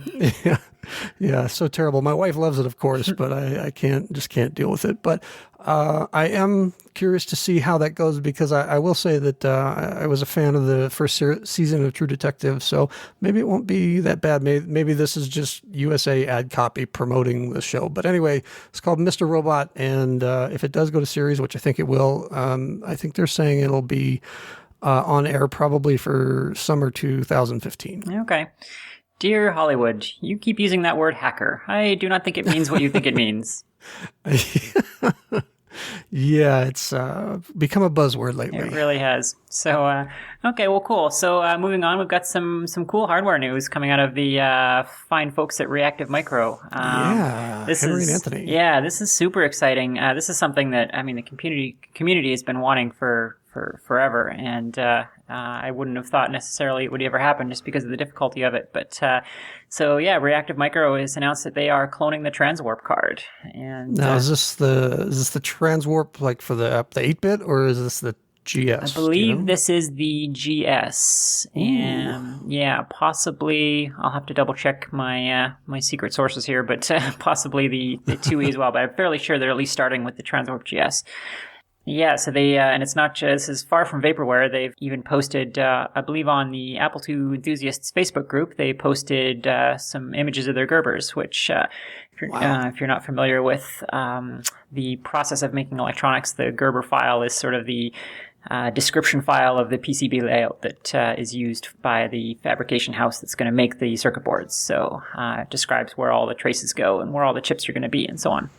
So yeah, this is great news, especially because these things tend to be so expensive on eBay. Yes. And if you're going to overclock them, which generally I recommend you do, I mean, you can, I think they default at 7 megahertz, but really if you can get up to 10 or so, that's really great. But part of the problem is you never know how far you can push these things. I'm not sure if it's just a vagary of how they were produced back then, but some won't go faster than 8 or 9, and some will go up to 15. I've heard a couple of even been up to 18 megahertz. So if they have a new product that maybe, I don't know if it would be more stable or something, but you could get more reliable, like this is going to go at least this fast, that'd be awesome too. Yeah, because Reactive Micro, these are, if I'm correct, these are also the same folks that are kind of the experts in overclocking transwarps, right? So they kind of know which quirks it is that make some be able to go faster. So I'm sure that they'll kind of incorporate that into their clone of it. Reactive Micro is basically Henry Corbis, and he works with another guy, Anthony Martino, and Anthony runs Ultimate Apple II.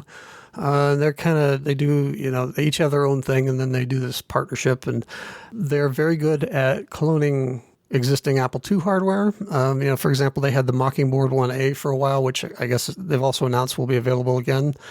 So these guys do know what they're doing when it comes to cloning now. As I recall, the problem with the Transwarp GS has always been the GALs or the PALs or something like that, that they've never been able to, that's the piece that's been missing so far. So maybe they've been able to crack that problem. Right, yeah, and for anyone, again, who isn't familiar with electronics, those are sort of the programmable logic portions of the circuit, and that's kind of the only parts that you can't just sort of buy off the shelf. Those are the custom silicon. So yeah, they may have, I'm not sure how they solved that problem, they may have reverse engineered the existing GALs or PALs on the chip, or they may have come up with a work-alike in an FPGA or something. I'm not sure the details, but suffice to say, it's a complex board, and reverse engineering it could not have been easy. So that's some really fine work that they're doing there. I know it's been sort of a holy grail in the Apple II community for a long time. People were trying to get a hold of the original applied engineering folks to see if any of the plans or the code still existed. None of that stuff has ever surfaced, which I think has been part of the reason nobody's really been able to make a lot of headway into cloning this thing. So like you said, Quinn, maybe they've finally found somebody, or they figured out a way around that where they don't need that stuff anymore. But whatever it is, hopefully that means that you'll be able to buy a more affordable Transwarp GS. You won't be paying $800 or $1,000 for the ones that go on eBay right now, which is just insane. It really is. Yeah. Plus, it's going to be a new card, so you spend $1,000 for one on eBay, and who knows if it totally works exactly right, or if it's been abused or overheated or what. So, yep. So yeah, this is fantastic. So. Yeah, and kind of related to this, the other thing that I'm personally quite excited about is Reactive Micro has announced they're going to be producing a scalable oscillator. So this is a neat little device that has kind of a standard footprint of a crystal oscillator, like you would use to overclock your Transwarp or your Apple IIc Plus, for example. And what's cool about it is that it's adjustable from 28 to 80 megahertz. So that's fantastic. That's just a thing you need for overclocking projects, because you don't know up front exactly how fast you're going to be able to push your particular instance of the hardware. They're all a little different. So this is kind of a cool thing that you can just kind of buy it and stick it in there and just play with it and see how fast you can get it to go. So, and this is honestly going to be great for hobby projects as well. It's nice to be able to just buy one thing instead of having to stock, a big box full of oscillators for any, any speed that you might need. So this is a neat thing. I'm quite excited about that. Yeah, definitely. Reactive Micro kind of shut down a few years back because Henry wanted to do some other things, and it's really neat to see them kind of back in business now, because in addition to the Transwarp and the adjustable oscillator, they've announced that there's, I guess they're going to clone the Applied Engineering phaser card. That's in the pipeline. I'm very excited about that. They're working on an 8 meg CV Tech RAM card clone for the 2GS. They've got the RamWorks is being cloned with, as well as a RAM factor with buffered out expansion options, and Ultimate Apple II, which is again Anthony's business. He's been working with David Schmenk on the Apple II Pi card, so there's going to be more of those available as well if you're interested in attaching your Raspberry Pi directly to your Apple II. So lots of great stuff coming from them, and I can't wait to throw my money at them. Likewise, yeah. One of the RAM cards, they posted photos of it, and it's got the ROM expansion bus on it, so you can burn your own ROM chips and stick them on there for like instant booting software. Was liking that. Yeah. So if there's something like, imagine putting say the ADT Pro client on there, burn it onto an EEPROM and stick it on your ROM expansion. Oh, wow. And you'd be able to boot instantly into that, for example. So there's, lots of cool possibilities there. Very, very handy. More Apple hardware, this time Apple One. I don't know. We talk about this every time it happens, and I guess we kind of need to because it is vintage Apple news, but it's sort of, at least I'm experiencing a little bit of Apple One auction fatigue, burnout, whatever you want to call it. Yeah, I'm there with you. Anyway, Newsweek ran the story that there was an Apple One that went up for auction earlier this fall. It sold for something like $900,000. I'm sure based on the strength of that sale, another one was immediately announced that will be auctioned here in the next couple of weeks, early December, and they're expecting that one to get more than $1 million. Yeah, at some point this Apple One gravy train will run its course, but for the moment, it's we're going to keep hearing larger and larger numbers, I'm sure, for them. And we'll mention every one of them, even if we don't talk too much about it. You see what we do for our listeners? Where else would you find out about the latest Apple One auction news, except for everywhere, because it's on Newsweek and Kotaku and Boing Boing and everywhere else? Well, if you lived in Australia, you could ask Woz himself. See what I did there with that segue? That was smooth. It's almost like you make podcasts. So Steve Wozniak, of course, this has been all over the news as well, has taken a job as a temporary, or I guess part-time professor at an Australian university. And I think this is mainly done so that he can establish his residency requirements because he wants to immigrate to Australia. He's been talking about that for a long time. And part of the problem has been that he's got this heavy travel schedule. He flies all over the world to make these appearances and even shows up at Kansas Fest sometimes.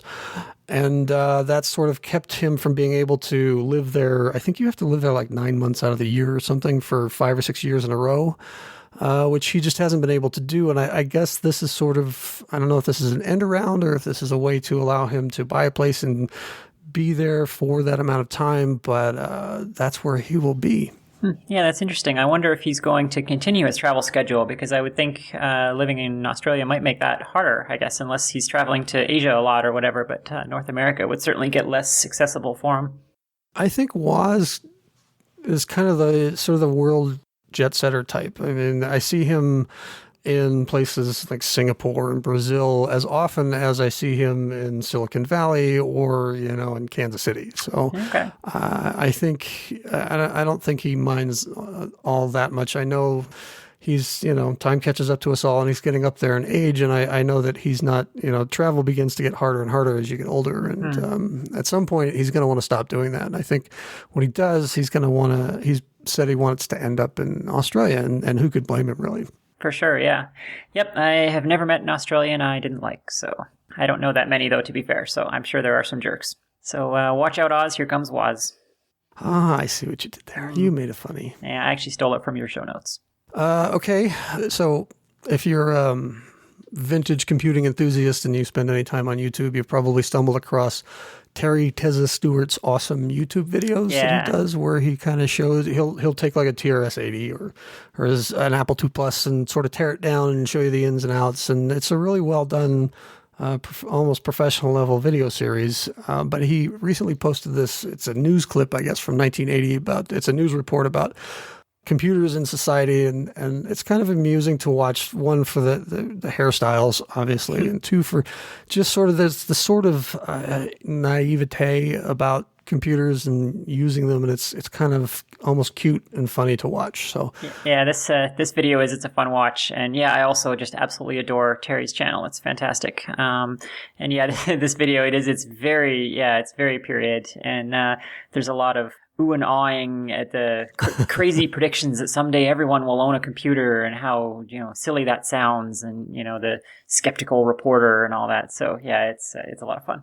And the great thing about YouTube is they have sort of a recommendation bar off to the right of the videos. So when you click on this, you'll get links to a bunch more reports from the period about computers, and it's definitI a K-hole you can spend a lot of hours getting lost in. Yeah, for sure. And if this is the video I'm thinking of, there's a section of it with a metaphor that I really love. This guy is describing how, because of course the big problem that we had back then was trying to explain to people what computers were going to be good for. Why would everyone want one in their house? It's with any kind of paradigm shift like this.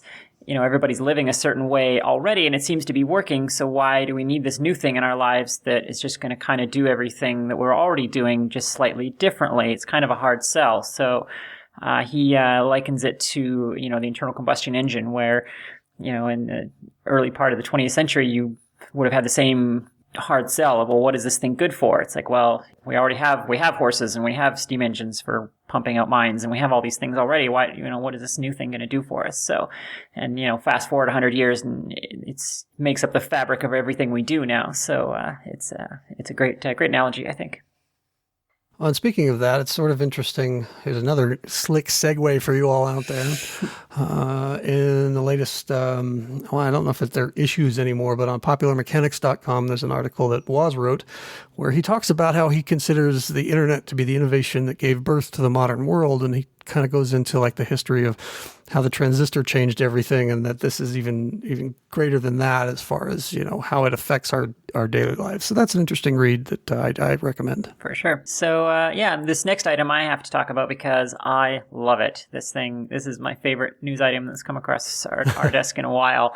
So there's an article and video has come out from, so Jordan Mechner was digging through some old files or whatever, and he found the original video that they recorded of his little brother doing the Prince of Persia moves that he then used to rotoscope the animations.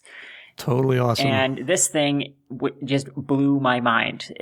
They're in a parking lot somewhere on a little stretch of grass, and there's a little concrete sidewalk block that they're using to set up the timing of the jumps, and it's his little brother doing all the moves, and it's the stumble steps and the accelerations and the landings and all of this stuff, and it is eerie. You watch this kid do these moves, and it looks exactly like the prince in Prince of Persia. It's fantastic.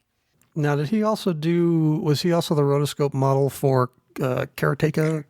I don't know. I would assume not, because I would assume they would have required someone with some martial arts training to do that. I certainly can't kick over my own head, so I don't think the average person can do some of that stuff. But that I don't know. It's possible that Jordan may have just used footage from movies or something to do that. Well, I do know that the same rotoscoping technique was used for both games. It was more refined for Prince of Persia because that came later. So yeah, that's my thought too. I wonder if, because it is so much more visibly refined in Prince of Persia, I suspect, and I have no confirmation of this, but I suspect that he may have sort of taken it a little more seriously this time around, because this video, he's specifically obviously set up this camera angle, and they've set up an environment to do it in where they can repeat the moves. There's a takeoff point for his foot on the jumps and so on. So they've, he's really kind of formalized the process of capturing this footage. So I don't know if he did all that for Karateka as well, but this video is really fun. It is eerie watching this live human being do all those moves. And remembering playing them on the screen, I assume is part of the experience. Yeah, for sure. Yeah. So so moving along to other things that are my favorite things. I am the world's biggest William Gibson fan. For anyone, no, you're not, because I am. Nah. Yeah. Do you have a Johnny Mnemonic pinball machine in your house? No. Oh. Uh-huh. She beat me. Check and mate. And I also have a signed copy of Neuromancer, although it's not a first edition. So you might have. I got you beat there because I do have a first edition signed. Oh, damn it! All right, well, he's still alive, so you could potentially beat me on that. Yeah, I have to actually get a first edition, which I don't have. But okay. yeah, so yeah, you can't have mine. Yeah.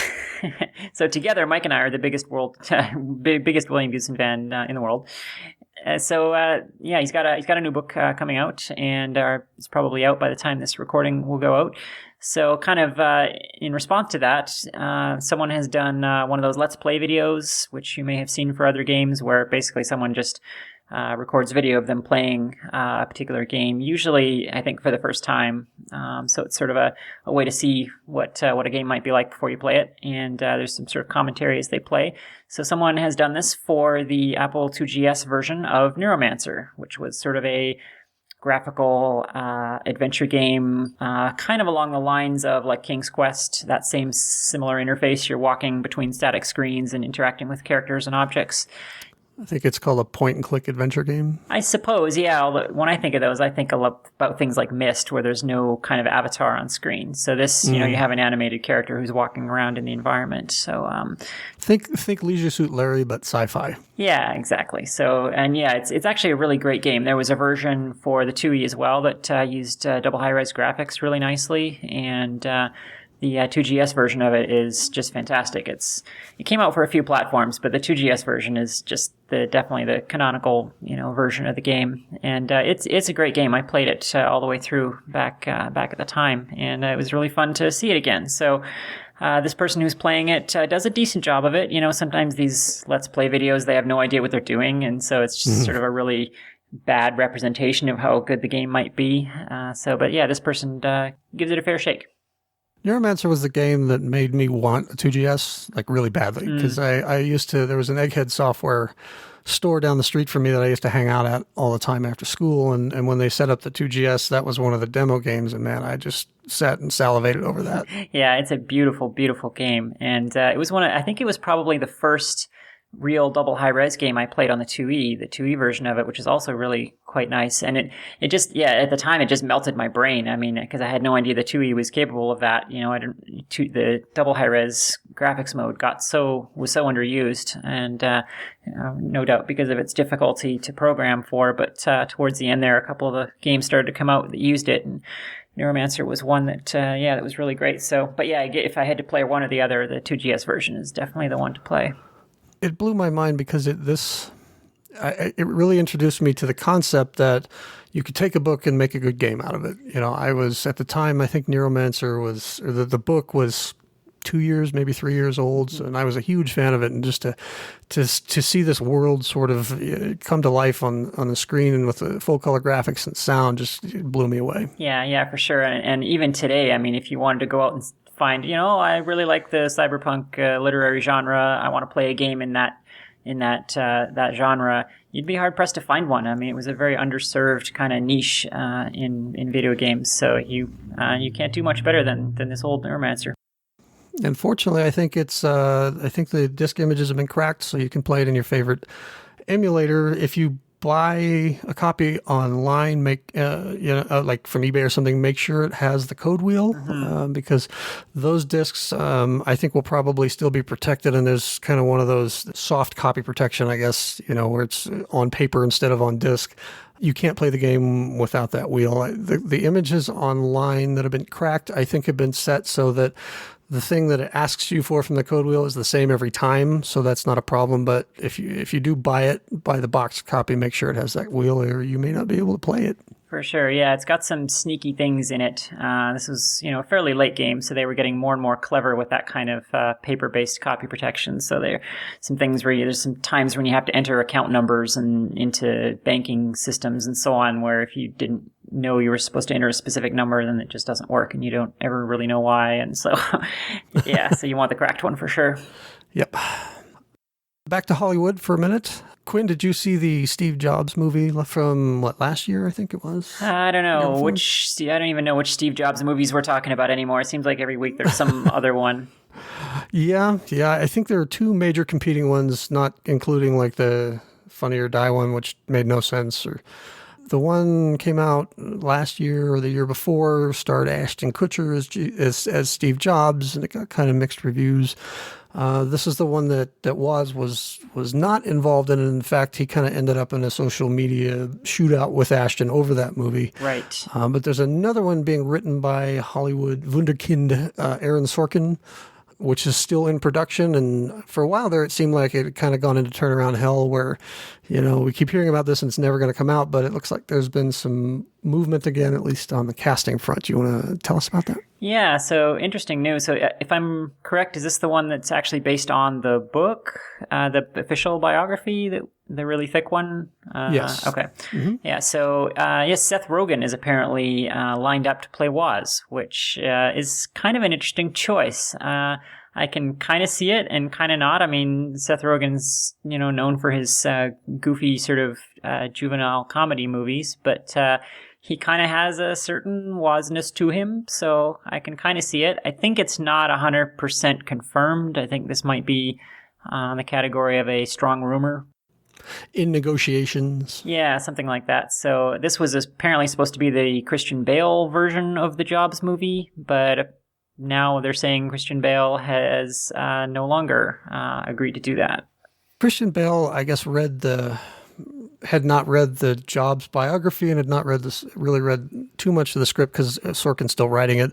And when he finally got around to it, I think and I don't have it in front of me, but I read somewhere that his opinion was that he would not be able to do Jobs the justice that the character deserved, and so he stepped away from it, which is sort of an interesting take. When you hear about kind of the big Hollywood star types, we tend to associate big egos and, I can play anything. Mm-hmm. And, it turns out terrible. So to hear somebody who's not only an incredible actor, but has been in a lot of really great movies over the years, sort of take that stance where my ego is not going to direct my decisions is refreshing. I don't know if it's true or not. I mean, he might just be making that up, but yeah, I have a feeling maybe that might just be an excuse because he didn't want to do it for some other reasons. But because he is a fantastic actor. I mean, The Machinist was just an incredible film, and one of my favorites. Yeah, so I can't imagine anyone who could play that couldn't do a decent job of playing Jobs. But when he's not screaming at lighting directors. Yeah, that's right. Yeah, so who knows? Maybe he just decided he didn't want to be that guy or something. I was talking to, I think it was Carrington actually, about the casting choice for Seth Rogen, and he said, it's sort of sad that they've decided to go with, and this is his words, this is your words, Carrington, to go with the Fat Woz character, because Seth Rogen tends to be kind of a chubby guy, but if you look back, those early pictures of Woz at Apple, he was not that guy. He was actually, he wasn't skinny, but he was certainly not. He's gained a little weight over the years, as we all tend to do, and it looks like the actor that they're picking to play Woz might have his physicality and size might have something to do with that, and I think that's kind of like Karen pointed out, it's kind of a sad reason to choose that. On the other hand, Rogen did lose a bunch of weight for that terrible Green Hornet movie, so maybe he'll do it for this as well. Yeah, it does feel the choice feels a bit like they're portraying current Woz rather than 80s Woz, for not just for the physicality, but for just the personality as well. It seems like they may have chosen Seth just because he's such a goofball. But, Woz is known to be a goofball as well, but he was also, a fantastic engineer and a really hardworking, thoughtful guy. And it was kind of that Woz that made the Apple II. I think the goofball Woz is sort of the more recent one that I feel like we know. And not to say he wasn't also that back then, but, I feel like, I would like that early sort of work that he did to be more of the emphasis, put into the character rather than, the guy that we see now. Maybe it's changed, but I know originally the script was supposed to be Steve Jobs at 3 different keynote addresses. It was going to be him introducing the first scene. It's going to be basically 3 long scenes. The first was him sort of backstage and then introducing the Macintosh. And then the next one was going to be his introduction, his reintroduction to Apple, his return in 1997. And then again I don't know if it was the iPod or the iPhone, whatever, there was that third sort of seminal keynote that he gave. And so I don't know how you would work Woz into that. necessarily. So maybe they've expanded it, or maybe Aaron has decided to take a more traditional narrative. I don't know. Yeah, that's a good point. I mean, if that's the time period of Jobs' life that they've chosen, I think that's unfortunate because, completely ignores the first decade of Apple's existence. But B, that does make a little more sense because by then, Woz was more of, I guess, of a minor character in the sort of play of that is Apple. But yeah, that's disappointing. I mean, I guess I'm not a huge fan of all these Jobs movies just because of that. I feel like they just pretend that this whole section of Apple's history doesn't exist because I guess they want to focus on this later portion of Jobs when he was more of a big deal. But yeah, I think it trivializes a lot of really brilliant work that the company deserves to be recognized for.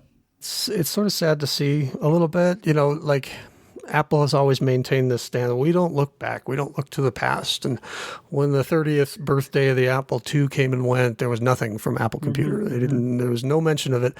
And yet, earlier this year, they threw a huge party for the 30th anniversary of Macintosh. Yeah. So obviously we do look back. We just only look back on certain things. So. Yeah. Yeah, and it's reflected in the culture. It's hard to find people these days that even know that Apple made computers before the Macintosh. So yeah, I've told that story a few times. Yeah, it's funny though. There was one brief little hint that Apple acknowledges their existence in their most recent Macintosh ads. This has been talked about in other places, but they're running this new series of ads for the I think it's for the MacBook Air, what they call it the most loved computer, and it's a gallery of really fun stickers that people put on the backs of their MacBooks.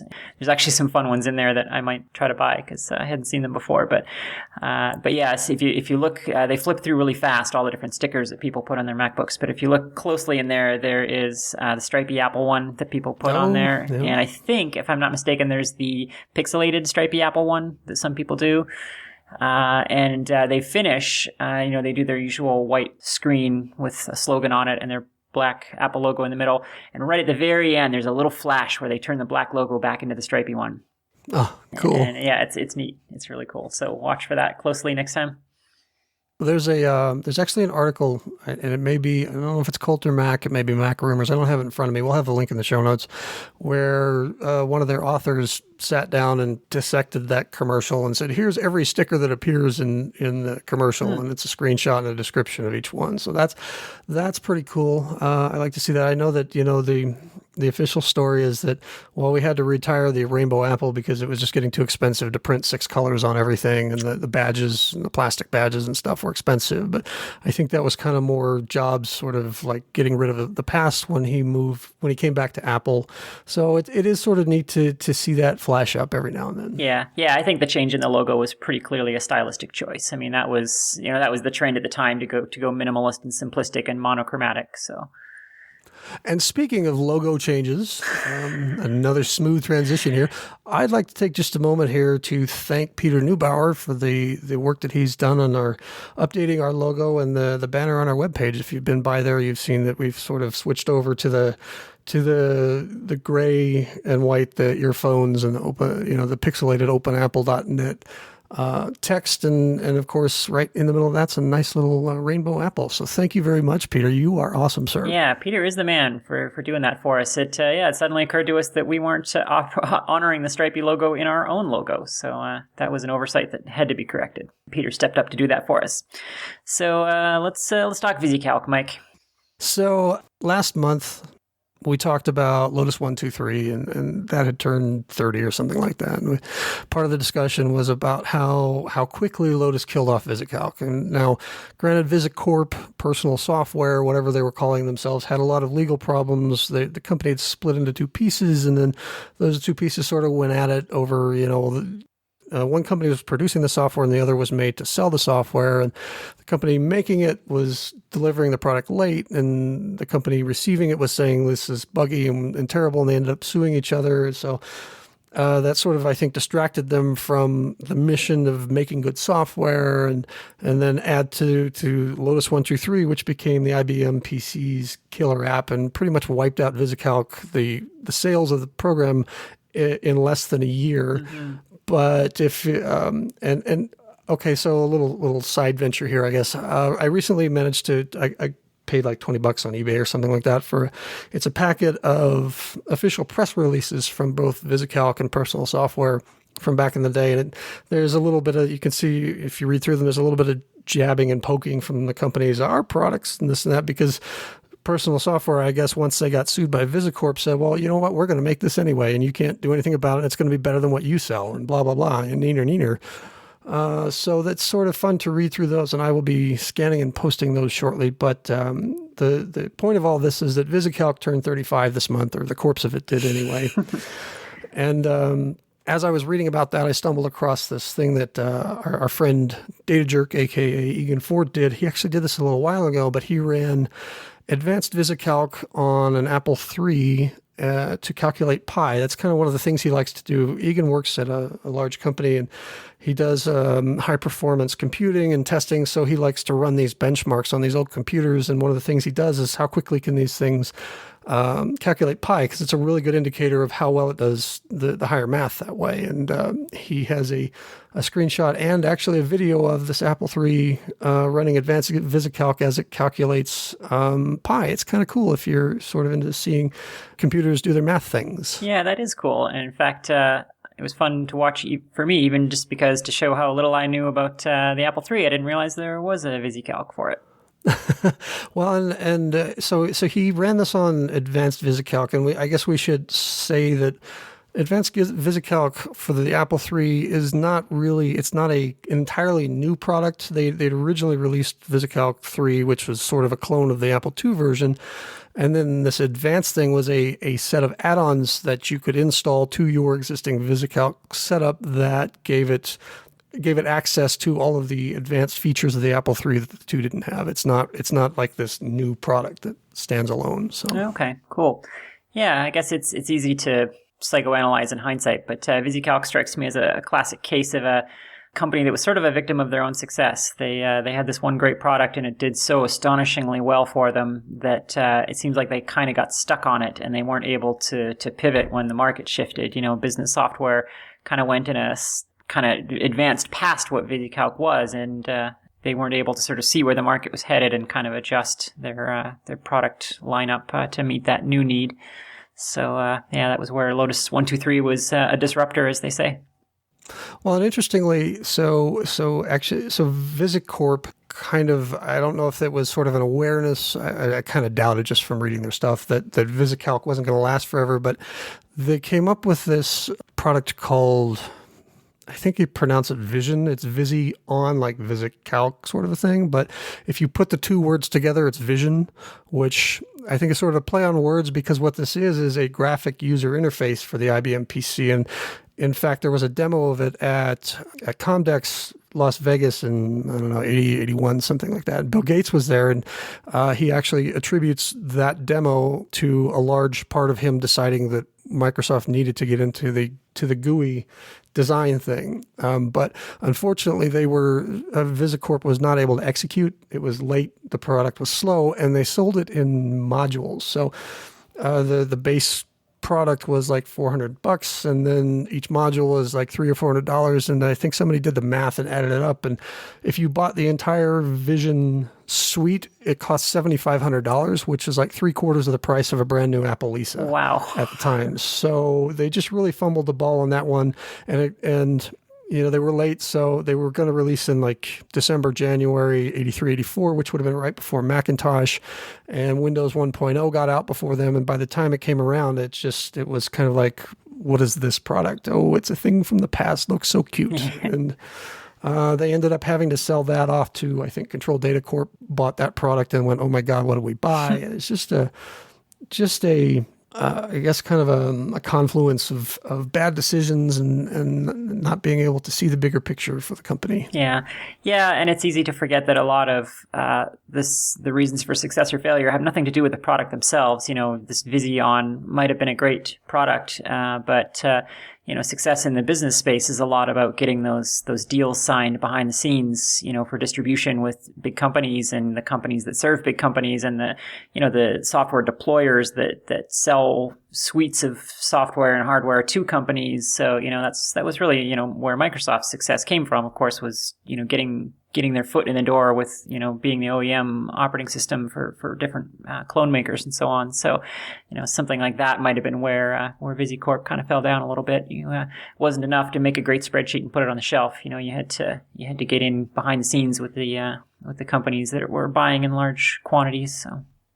Kind of a sad story. It's been a long time now, and I think most of the people who were involved were pretty much, have moved on. But we'll have some links in the show notes to. I know there are definitely some PDFs. I think there's a PDF out there and some web pages of people who were there who've written their personal histories, and I guess maybe there's still a little animosity because you see I forget. Somebody on one side wrote, "This is what happened," and somebody on the other side, wrote, "Well, that's what he said happened. Here's what we saw." So it's kind of a weird thing to see a collapse of a company like that. Yeah, there's probably some old bitterness and resentment there, and of course the victors write the history books, so a lot of the story that we know now might not be exactly what happened, but that's true. So so moving on to other kinds of software, yet another terrible segue, courtesy of Quinn and Mike. Woo! So Wizardry 1. Trademark, baby. That's right. Wizardry 1 has been reverse engineered, disassembled, and posted in that order. Yep, you can find all this on ComSys Apple II. We'll have the link in the show notes to the Google Groups version of that.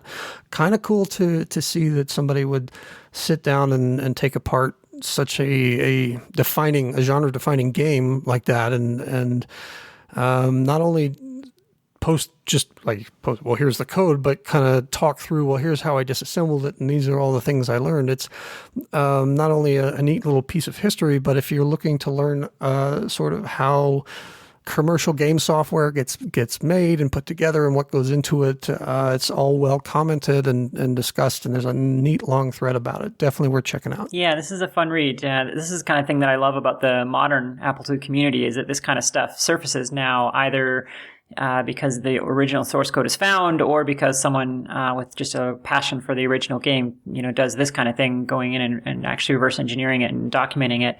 It's a nice window into the game production process, because much like they are now, game companies back then were very secretive, and none of this stuff, was well documented or shared or anything. So it's only kind of now that we're getting to see some of this kind of stuff, and it's a great way to learn some programming if you want to read someone else's code. Production game code is always very educational to read, because it's very different than code that you'll find in books or demos or samples, on Stack Overflow or whatever. Production game code is all about getting something shipped. So, you cut a lot of corners and you do a lot of dirty things to get a product out the door. And all that computer science you learned goes out the window when it's 3:00 in the morning, and the manufacturer is expecting a gold master in the morning. So, it's definitely a really fun read. And I found myself wishing it was Ultima, and then I would have enjoyed reading it more. I think, but well, maybe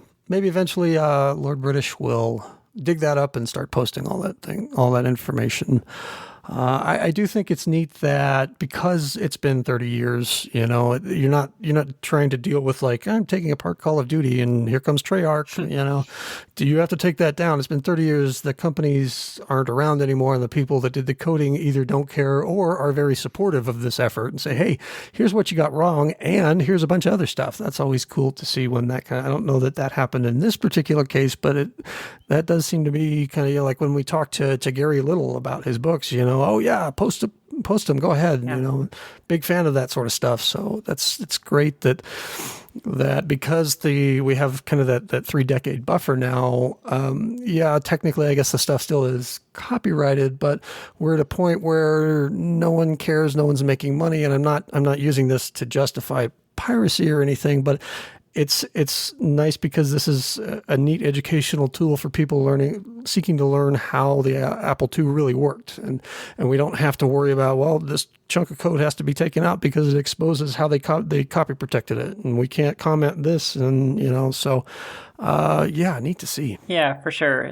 We're kind of in this don't ask, don't tell kind of zone now with a lot of this stuff where, technically if you went and asked, whoever ended up buying the corpse of Surtec, hey, can we, publish this? They would, of course, say no, because the lawyer's job is to say no. But, if you just go ahead and do it, nobody seems to care too much. So, Right. so yeah, I mean, Wizardry's had a funny history. I mean, it does actually still exist in some form, I believe. Long after it was dead in the U.S., some company in Asia actually bought the IP and made a whole series of games in Japan. And so there's like 30 Wizardry games in Japan that North Americans have never heard of on like PlayStation and all kinds of strange platforms. It's funny to see the logo on almost modern software.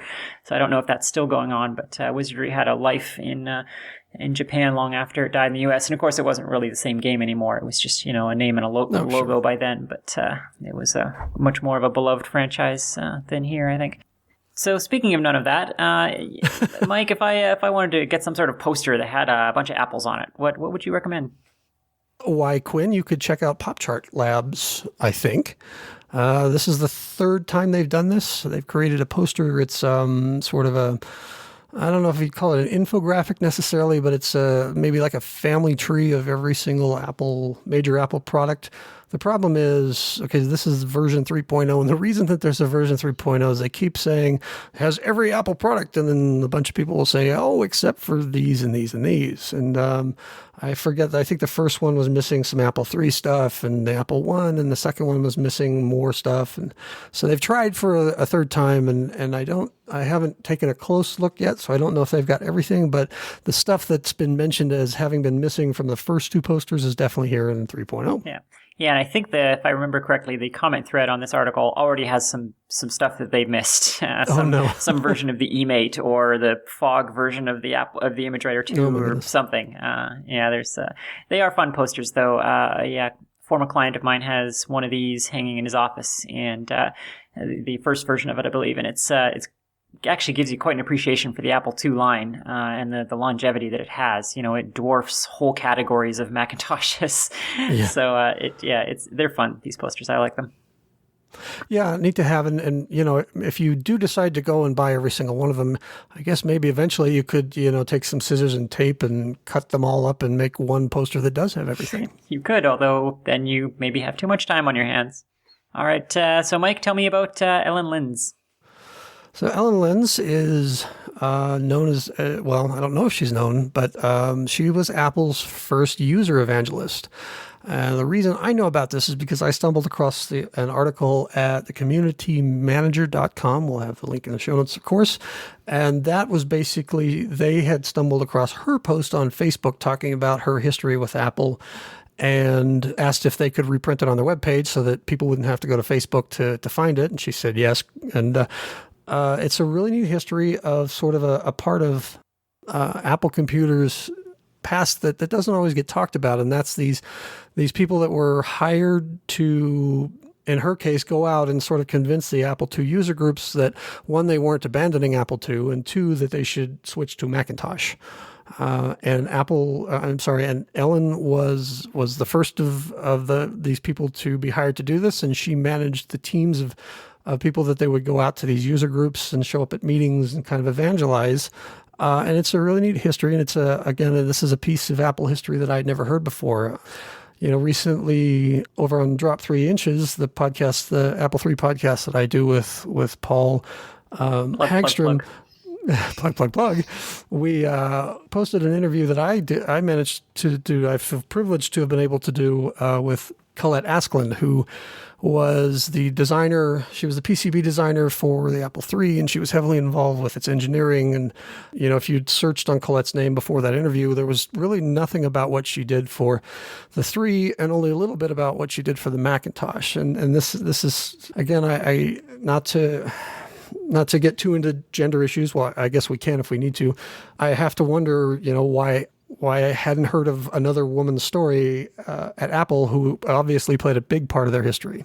Yeah, there always does seem to be a little bit of a thread of marginalization running through the history of technology like this. So it's a great read, that thing. Yeah, so she's got a neat story there, and a bunch of cool pictures that she took from back in the day that she hung on to. So definitely worth a read. Yeah, we will certainly link to that.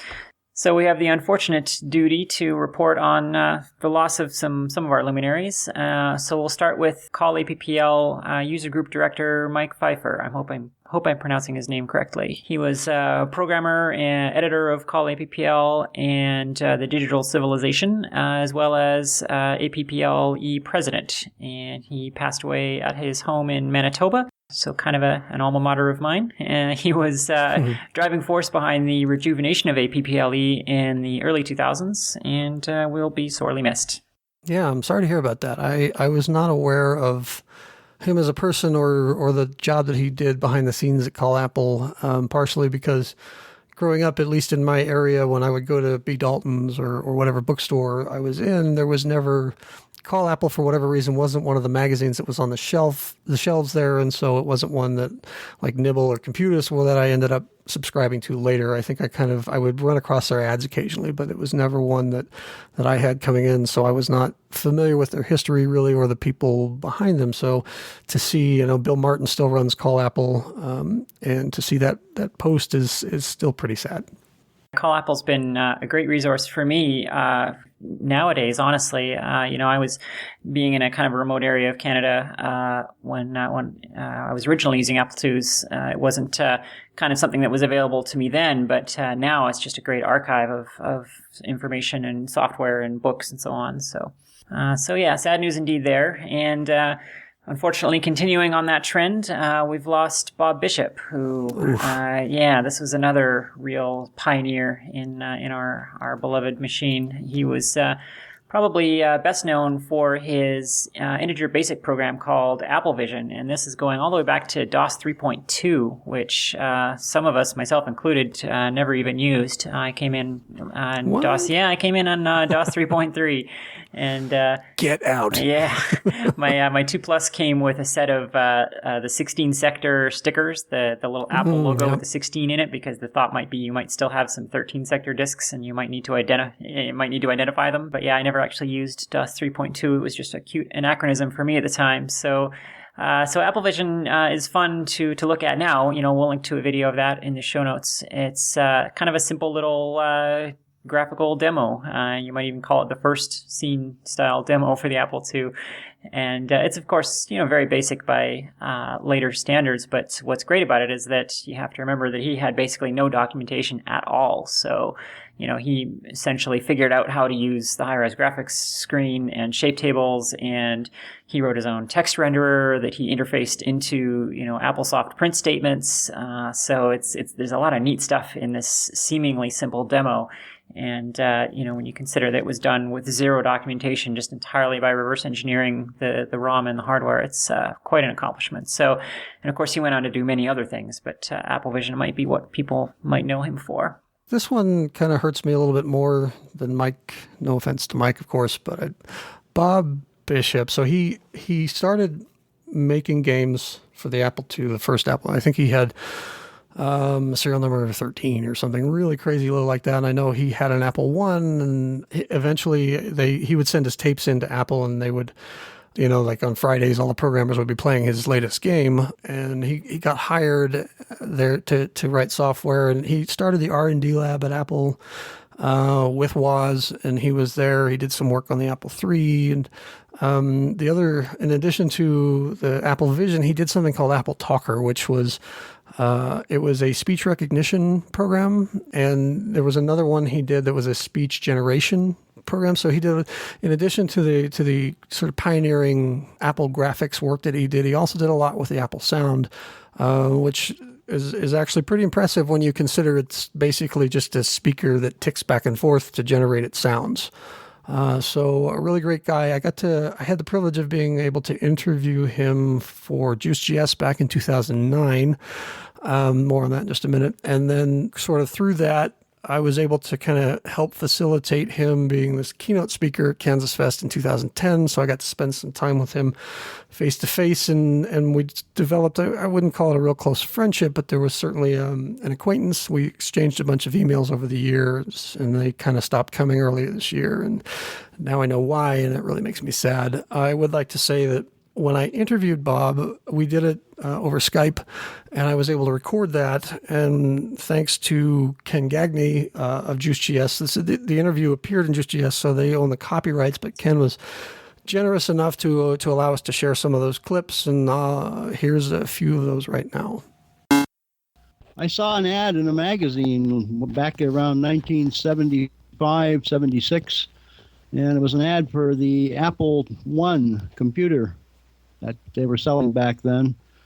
And they only made about 100 of them or so. And I got interested in it, so I went up to Palo Alto, and I knocked on Steve Jobs' door.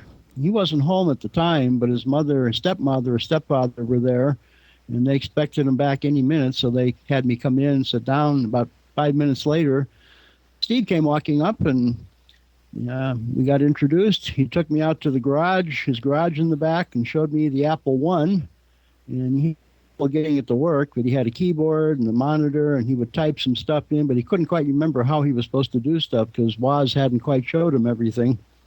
But I saw enough to be interested because I saw a lot of potential. But I just didn't feel like going through all that trouble to make a computer. I wanted one that was already put together.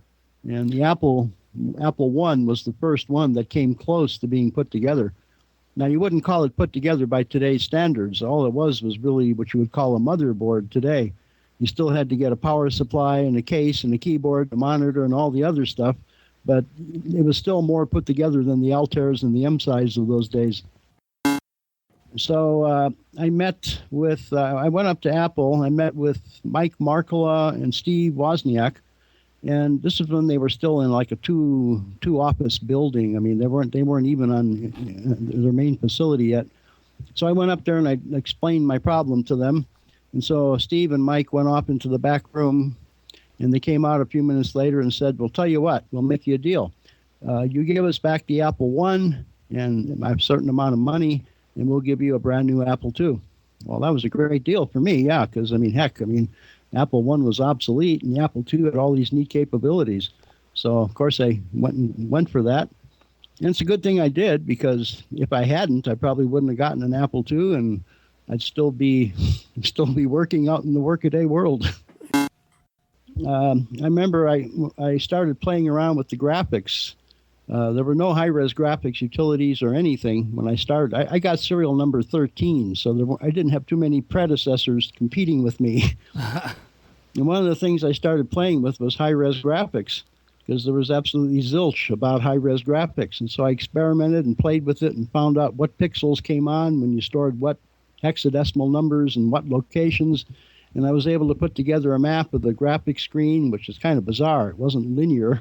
It was really screwed up, but I somehow figured it all out, and I started working on a game. And by the time the sun came up the next day, I'd made the very first game, which was called Rocket Pilot. Well, that was the whole fun. I mean, if there's no challenge, then why bother? Doing something, trying to find something that can't be done and then doing it gives me more of a thrill than just, doing something that anybody can do. So, Bob, thanks for everything, and you will be missed both personally and professionally. Definitely, and we'll also throw in the link to the show notes. I'll throw in a link to the Apple II history page. Dr. Stephen Wyrick's site has a great page on Bob Bishop, kind of a rundown of his career and everything associated with that, so we'll link to that as well. So, yeah, big loss to the community there. So, let's moving on to a little happier news. Talk to us about the Something Venture documentary, Mike. So I'm a huge fan of documentaries just in general. Me too. As long as they're well done, and as long as there's the one thing that kills me is the reenactments. I get that companies don't necessarily have clips of things that may have happened at the time, and you need filler while the voiceover artist is doing his narration. But fortunately, if you have a Netflix subscription, there are a ton of really great documentaries out there. None of them have anything to do with reenactments or the kind of jiggly camera thing that points at hands being shaken in the dark as a backdoor deal or something like that. Come on, guys. I found something, and this is just, I randomly stumbled across this. It's called Something Ventured, and it's a documentary about early Silicon Valley startups. And it talks, they interview Arthur Rock and Mike Markkula and Don Valentine and all these other venture capitalists from back in the early days of Silicon Valley. They talk about the founding of Fairchild and Intel and Cisco, and one of them is Apple. And so it's interesting to hear kind of Arthur Rock talk about, well, yeah, somebody told me that these two guys were looking for venture capital, and I met them, and they were dirty and they smelled bad, and I didn't want to deal with them, so I sent them over to Don Valentine, and they switch over to Don, and Don talks about, yeah, they were not really what I was interested in, but how Apple got to, or how the money got to Apple through Mike Markkula, and the founding of the company not from the genius tech creator or the genius business guy in Jobs and Woz, but through the venture capitalists who funded this thing and their impressions of those early days. And there's a good portion of it spent on Apple's founding. So if you're interested, and just in general, it's a well done documentary that I highly recommend. Yeah, it is. It's a good watch. I'm a total documentary junkie myself as well, and that's the main reason I have a subscription to Netflix is, in fact, because they have a deep catalog of obscure, weird documentaries. And yeah, like you, I can't stand the kind of History Channel style dramatic reenactments of things that always turn out to hard copy. Yeah, they turn out to be about 97% fiction, and they're just pointless. So this kind of stuff I love. So good find on that one, Mike. Thank you. So why don't we move on to what I hope will be a new segment on Open Apple. We're woo, new segments. New segment. Hey, insert music if we have any. I don't know if we have anything yet. Da, da, da, da. Wow, that was seamless. I'm awesome. Yeah, we're playing up with the format a little bit here on Open Apple, trying new things. And one of the things we're doing is more user feedback. So we want to let you know that we do read all of your mail and all of your Facebook posts and all of your comments on our blog. And we want to return the favor and share some of your stories. So first one I've got here is from listener Herbert, who has a great story for us about his Gravis joystick. He was playing a game that we'll talk about later, and the joystick broke, and he was in Burnaby, British Columbia at the time, which is where the Gravis factory actually was. So he took his joystick down there, and they seemed crestfallen that it had failed, and so they took it all the way into the back and started repairing it. And they gave him, they gave him a tour of the factory, and he got to see all inside scoop on Gravis. And by the time they were done the tour, his joystick was fixed, and he still has it to this day. And in fact, he's still using it to play games now on his Apple II. So I thought that was a fun story. I'm a bit of a Gravis fan myself. I had a little sidebar on joysticks here. So of course, Apple joysticks, most people are familiar with the Apple style or the Craft style or the CH Products style, which are all kind of the same. In fact, I believe the Apple ones were actually made by CH Products, and they have a square opening that the joystick sits in, and the joystick's sort of motion is dictated by the opening that it sits in, and the Apple one is square, which is nice for most games because it allows you to hit those corners and those cardinal directions kind of consistently. So the Gravis joystick was different in that it had a circular opening, so it allowed you to carve a 360-degree arc really smoothly with the joystick. And nice. As far as I know, there was exactly one game where that was a massive advantage, and that was Auto Duel. Auto Duel, when you're driving the cars around, especially in the arena battles, that's right. Yeah, it was very important to be able to drive smooth arcs in your car while holding, your side-mounted weapons pointed at the enemy, and so you had to be able to do that smoothly and preferably at top speed, which meant holding the joystick, all the way to the outside of its motion. So it allowed you to that round opening in the Gravis allowed you to carve smooth driving arcs with the car. So it was fantastic for that. So even after I got a CH Products joystick, which I vastly preferred for most things, I still busted out the Gravis for Auto Duel. So yeah, thanks for sharing that, Herbert. So moving on, next we have email from listener Joshua. So Josh tells us that his father was an elementary school teacher, and he brought home the infamous Bell & Howell Vader 2 Plus one time. He was using it for learning to program and so on. One of his other hobbies is the Traveler role-playing game, which I think, Mike, you're familiar with. Is that right? Yes, and in fact, this is my favoriteest, most beloved tabletop RPG as a nerdy youth. I was, of course, a D&D fan, and I played that, but I really like the sci-fi element to Traveler and eventually Mega Traveler and games like that. So to hear about this just kind of gets that nerdy youth within me going. Yeah, I'm vaguely familiar with Traveler. I think I played it a couple of times. I was also a paper and pen RPGer back in the day, and played a few different ones. But so yeah, Joshua tells us that he's been in touch with Mark Miller, the creator of the game Traveler. He was contacted by Mark, who had come into, or I guess discovered, an old stash of Apple II floppies, and one of them had the manuscript for an unpublished Traveler Adventure module from the, I guess, early 90s. So he actually sent that to Joshua, and he's engaging in recovery of that document.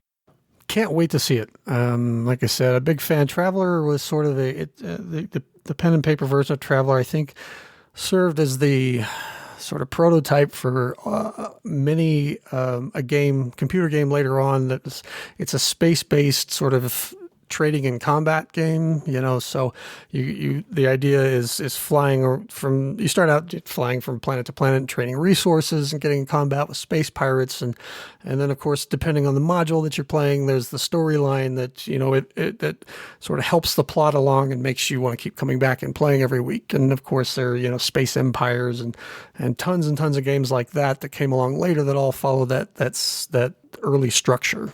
And what's neat about this particular story is that, so they're DOS 3.3 disks, and the files, so it sounds like he's not entirely sure yet, but the files appear to be in, I guess, okay, he is sure. Sorry, I'm reading the email as I go here.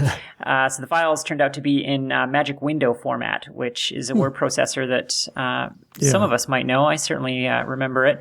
And Magic Window was neat. It was kind of a workaround to the problem of only having a 40-column text display on the early Apple IIs, and it had a smooth scrolling horizontal text window. So as you typed, it would smoothly scroll horizontally. So you got 80 kind of virtual columns of text on your... Like magic. Yeah, like magic. And it's aptly named because on the surface, that sounds kind of obvious. Well, okay, of course, you're going to have, a text that can scroll horizontally, but Magic Window was kind of mind-bogglingly smooth, actually. They really, really put their effort into making that horizontal scrolling smooth and pretty looking, and it really does a nice job of that. So it's worth loading that up just to see how smoothly they managed to get full pages of text to scroll at 1 megahertz. It's really, really nicely executed. So I think other than that, it wasn't necessarily the greatest word processor. I never used it for much because of that. It was certainly inferior to, AppleWorks or others. My personal favorite was Multiscribe. That was my word processor of choice on the 2E, but for the time and so on, it was a really neat kind of technical stunt that they did with this scrolling. So that turned out to be the format that this Traveler module was in. So Joshua found Magic Window on Asimov, and he loaded it up, and he got these disk images into Virtual 2, and he managed to recover these documents and print them using Virtual 2's printer emulation into PDFs, and he's posted them. So awesome. We'll definitely be linking to those in the show notes if we can get permission to do so. So I love this story. It's got everything. It's got role-playing games, and it's got hidden caches of secret floppies that no one knows what's on them, and then it's got archaeology, finding the old software to open them, and then archiving them on modern formats, and it's a great story. Combating brigands on the high seas. That's right. There's some wenches in there somewhere, and Johnny Depp running around. Yeah, that's right. Yeah, looking weird and like him. Bunch of scarves. Yeah. So thanks for sharing that story, Joshua. Yeah, definitely. I know what I'll be reading the rest of the afternoon as soon as we're done recording here. So let's see. Moving along, we've got a nice email from listener Mark, who says, hi, I'm a new listener to the show and just wanted to let you know that I think the show is great. Well, thank you, Mark. Well, thank you. I think that's mostly due to Mike. I'm just kind of... No. No. Oh, no. Mike's the core of the show. I'm just here to make Commodore jokes. So don't believe a word of it. Well, the Commodore jokes she's very good at, but... And I'll take any opportunity I can to make cheap shots at Wizardry as well, because it's not Ultima. That's right, because Ultima Nation, Ultima forever. All right. So let's see. Hey, did you ever join the Ultima Dragons? I don't think so, but it sounds like something I should. Yeah, check it out. It's we're gonna veer off the path a little bit here, I guess, but there's this. It's basically an Ultima fan club called the Ultima Dragons, and I don't know if it's still active or not, but you could go there and sign up and get your own Ultima Dragon name and sort of take part and hang out with people who are fans of Ultima. It's a pretty cool community, and we'll have a link to that stuff in the show notes. Okay, cool. Yeah. So, and I love that the first part of his email address is Apple2GS Mark. So, awesome. Clearly doing it right, as we say. Your emails will always be read if your email address starts with Apple2GS something. That's right. And if you say something nice about us. And nice to hear that you're a new listener, and we always appreciate new listeners. So, all right, so moving along to listener Michael, who shares his story of his very first computer, which was the Apple IIc. Also a great choice. If you can't get a GS, then get a 2C, as I like to say. That's not a thing I say, I just made that up, but I'm going to start saying that. So noted. So feeling generous, he unfortunately gave the 2C away to a coworker in 1994, and it's for a good cause, I guess. The coworker had 3 children, so that's nice to hear. And he's owned Macs and so on, as we all have in the meantime. And last month he picked up a 2E Platinum on Craigslist and snapped it up, and is enjoying the wonders of 1 megahertz CPUs and 140K floppy disks once again. That's 143K for the pedants in the audience, of which I am one. So, yeah, he tells us he's intrigued by K-Fest, as well he should be, and nice to see that Apple II is still relevant, which, of course, we all know it is. He says, Quinn and Mike, thanks to you both for bringing me up to speed on what I missed in the past 20 years. Apple II forever. Amen.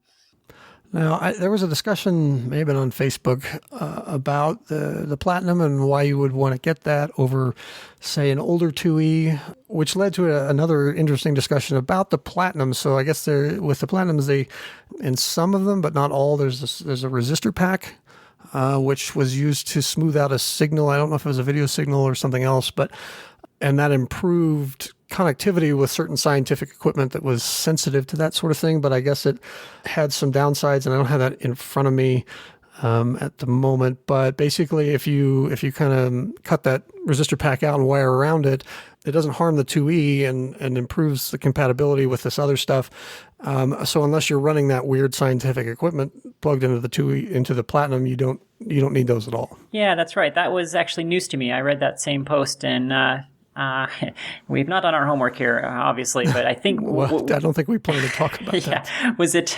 Mike's throwing me curveballs here, folks. I'm doing what I can. Wasn't it related to... Keep you on your toes.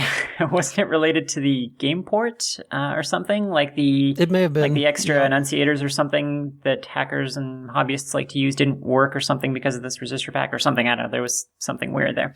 Yeah, we'll have links to all the specifics. But basically, if you're wondering why that's in there and if you can remove it, yes, you can. Yeah. Great. Now you had to go and say it's going to be in the show notes, and now I have to go and figure out what this was and find it and link to it. Fine, I'll do it. Thanks a lot, Mike. No, that's okay. You do all the editing, so I think I can swing the Googling. All right. Yeah, about that. No, yeah. Yes, Mike does all of the actual work on this show, so next time you see him at... Which is why it sounds terrible. Next time you see him at K-Fest, give him a puppy or something, because Open Apple... Or just a hug. Yeah, Open Apple would not exist without Mike's hard editing labors. So moving along to listener Mike, brings up a little bit about our show, our sort of intermediate show that we did, our Open Apple 40.5, where we attempted to do some DVD commentary for an episode of The Goldbergs. And I would not fault anyone for not having listened to that, because it was a weird kind of thing we did, and I don't know if it worked for anybody. But apparently Mark did, in fact, at least watch the episode. And I guess, so he listened to our commentary, it sounds like. And we kind of poked a little bit of fun at this portion of the show where the young kid character is listing the capabilities of the machine. Or I guess the narrator is listing the capabilities of this Apple II that the kid is using. And some of it was okay, and some of it was just obviously numbers pulled out of the ether that made no sense. So pulled out of butts. Yes. So they had mentioned that it was a 16K Apple II Plus. Is that right? Yes. And that was actually, of course, the configuration that was available. So we kind of gave them credit for that. But as Mark points out, the 16K version of the Apple II Plus after booting DOS, which used about 10.5K, you really didn't have any memory left to do anything. So he certainly could not have been running LoadRunner and Print Shop and so on like he was doing in the show with a 16K configuration. So it would have likely at least been a 48K setup. Yeah, as listener Mark says, props to the props department. Yeah. I think I already made that joke, but I get to make it again. Props to them for digging up some great authentic Apple II stuff and filling the show with authentic Apple II software. We had a lot of fun doing that, and we may end up doing something like that again in the future for, I don't know if it'll be necessarily show commentary, but the reason we did it was because our interview with Randy, we weren't able to interview him until I think like the 18th or the 20th of this month, and it would have been a long gap between shows, and so we thought this would be some nice filler material. We did get a lot of positive emails and some tweets saying, yeah, we loved it. Not everyone did, though. Adam Hall wrote in and said, thanks for a great podcast, but please don't do another podcast like 40.5. I don't watch network or cable TV, and I like to listen to your podcast in my car, so this podcast had little value to me. I also don't really have time in my life to somehow get a copy of this particular episode, download it, sync it with your commentary, so unfortunately this just got the immediate mark display to my iTunes, but I am looking forward to your next normal episode. Well, thank you, Adam, and we do appreciate the feedback. I will say that you wouldn't have had to download it. You could just go to abc.go.com and watch it there. But, I do understand that it's not for everybody. So no hard feelings, Adam. And thanks for writing in. Yeah, we don't fault anyone for just marking that one as played. It was a wacky experiment we tried. And hopefully it sounds like some people did enjoy it. So thanks for that. So that's, I think, do you have any more feedback, Mike? Or I have no more feedback. All right, well, let's move on. Feedbackless. Yeah. So let's move on to our eBay segment on this show where we don't talk about eBay. What's it worth to you? Hold on to your wallet as we look at the latest Apple pickings.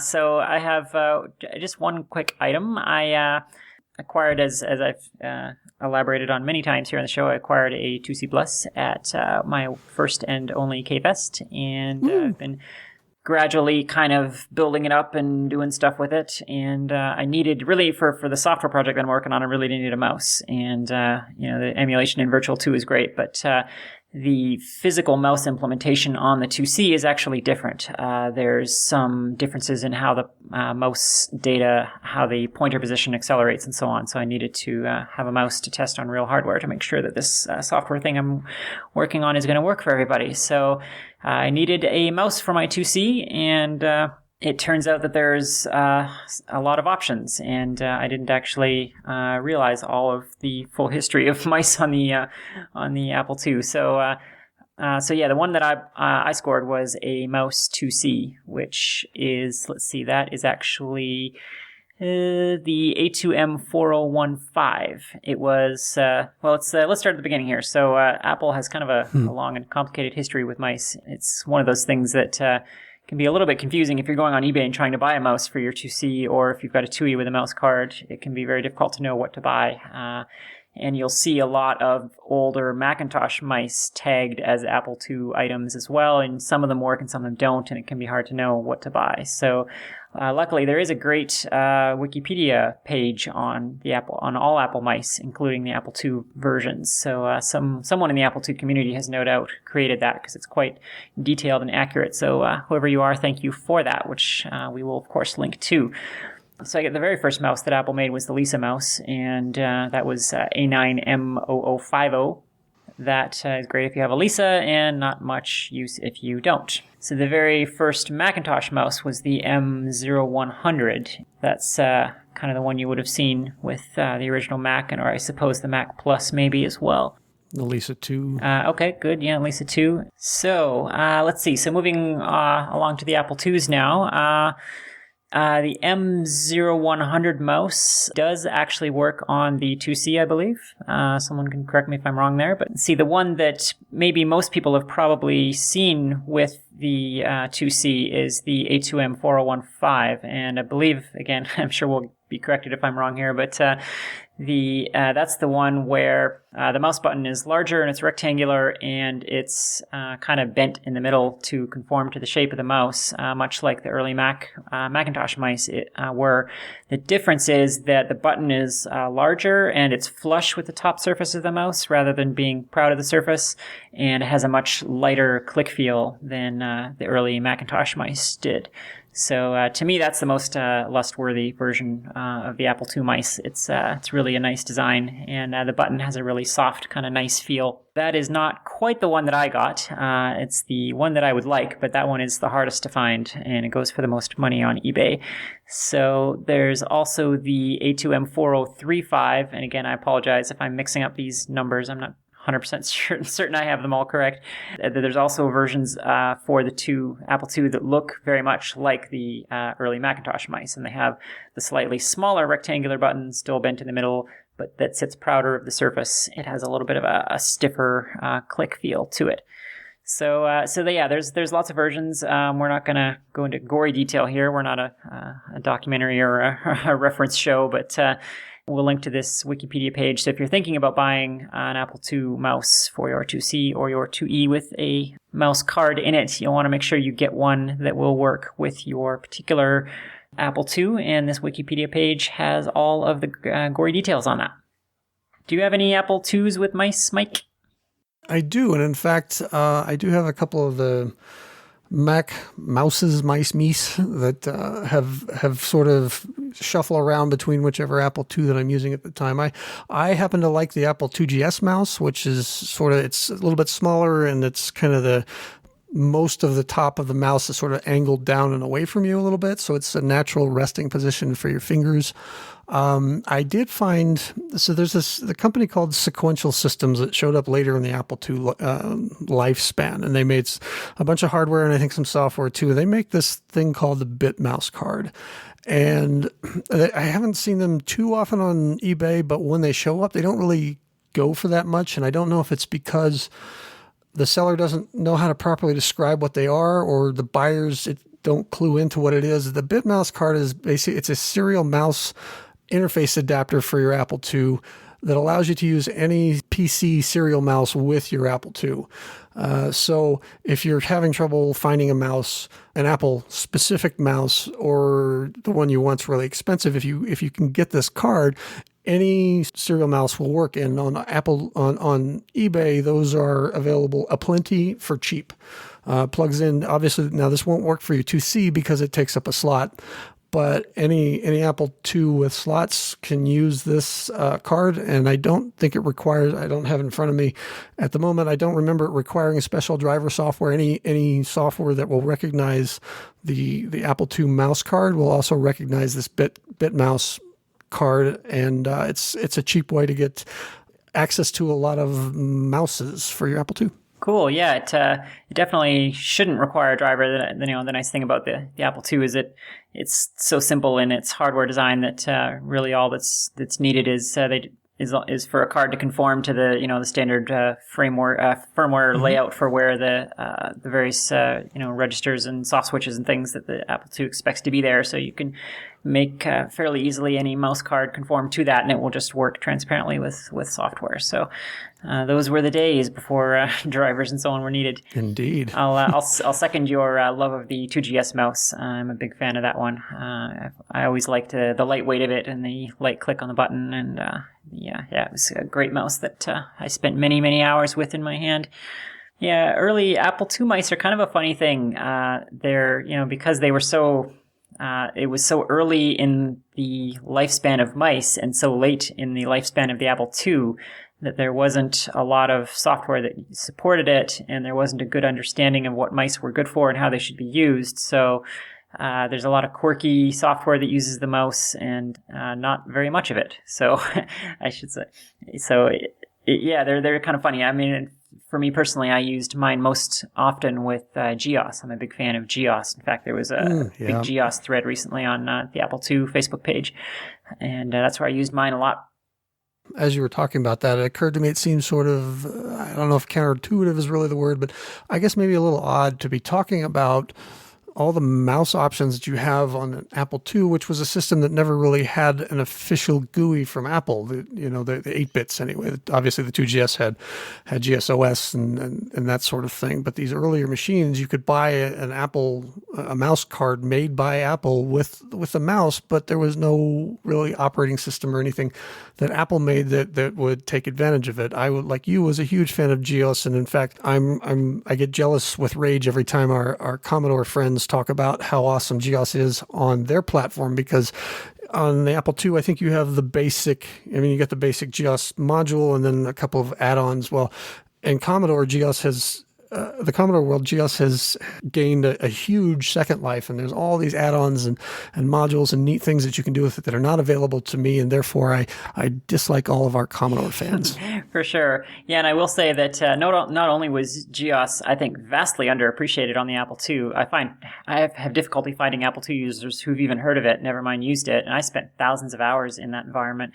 It's wonderful. Me too. But not only that, I think the Apple II version of GeoS is quite underappreciated by Commodore users. At the time when I was using GeoS on my Apple II, I had a Commodore friend who also was a big GeoS user on his Commodore, and I went over there and used it, and it was terrible.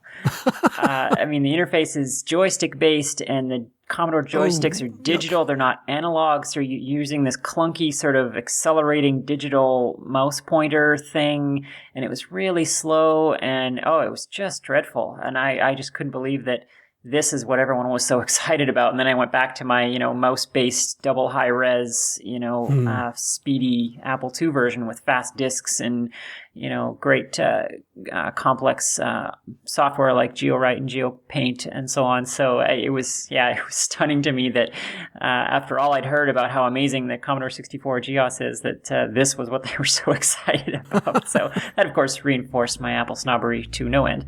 So, absolutely. Yeah, big GeoS fan. I still have many a school project and term paper and so on forever locked up on GeoS floppies. The one disadvantage it had was that it was a walled garden. They had their own disk formats and file formats and everything. So it may be very difficult to get those documents off of those disks. They might be lost forever. I'm not sure. One of these days I'll dig those out of the storage room and see if I can recover some of that. I remember that later on in the life of my Apple IIe, we bought the Cider 20 meg hard drive, and I can't remember off the top of my head whether native support for that was built into GeoS or not. I do know that I spent several hours on the phone with their technical support editing sector editing GeoS software disks to get my Cider working in GeoS. But once I did, it was neat, man. It was basically kind of a black and white version of what you would get later on with the 2GS, where you could just double click the icon and the hard drive opens, which obviously is what you have on every computer now, but at the time just blew my mind that I could do that. Totally, yeah. And the printer just worked, which never happened on Apple IIs. And you could print anything you could see on the screen, you could print, which again, was amazing. WYSIWYG editing and everything was amazing. It had the word processor was so powerful. I mean, it was very much like Multiscribe, which I talked about earlier, kind of what I think might have been the first graphical WYSIWYG word processor for the two. And GeoWrite was just that, times 3. It was even better. GeoPaint was just a fantastic paint program. I really liked to make pixel art back in the day, and so I'd spent many hours, hundreds of hours in GeoPaint drawing stuff. So, and they were so good. That whole environment was so good that when I first got my GS, I was a little bit disappointed, actually, because in a lot of ways, GSOS was actually a step backwards. The UI was not as well integrated. The applications were not as well integrated as the GeoS stuff was. So there was actually some adjustment period there where I had to kind of almost get used to a worse standard in a couple of ways. Of course, the addition of color was big. The support for hard drives and so on was much better. But in some ways, it was actually worse than GeoS. So I would definitely encourage anyone to give that a spin. So that was a weird segment about eBay that had almost nothing to do with eBay. So I hope you all enjoyed our mouse and GeoS segment of the show. We're awesome. They love us. So, well, like we said, we don't talk about eBay on this show. So there you go. Started the eBay segment and did not talk about eBay. But we do talk about weird games. We do. This is my favorite new segment of the show. Once again, we'll insert some music here if we have any yet. I don't know. We're working on new... Plink, plink, plink, plink, yes. piano. Plink. There you go. We're working on new bumpers for the show, by the way, if anyone's wondering what all this is about.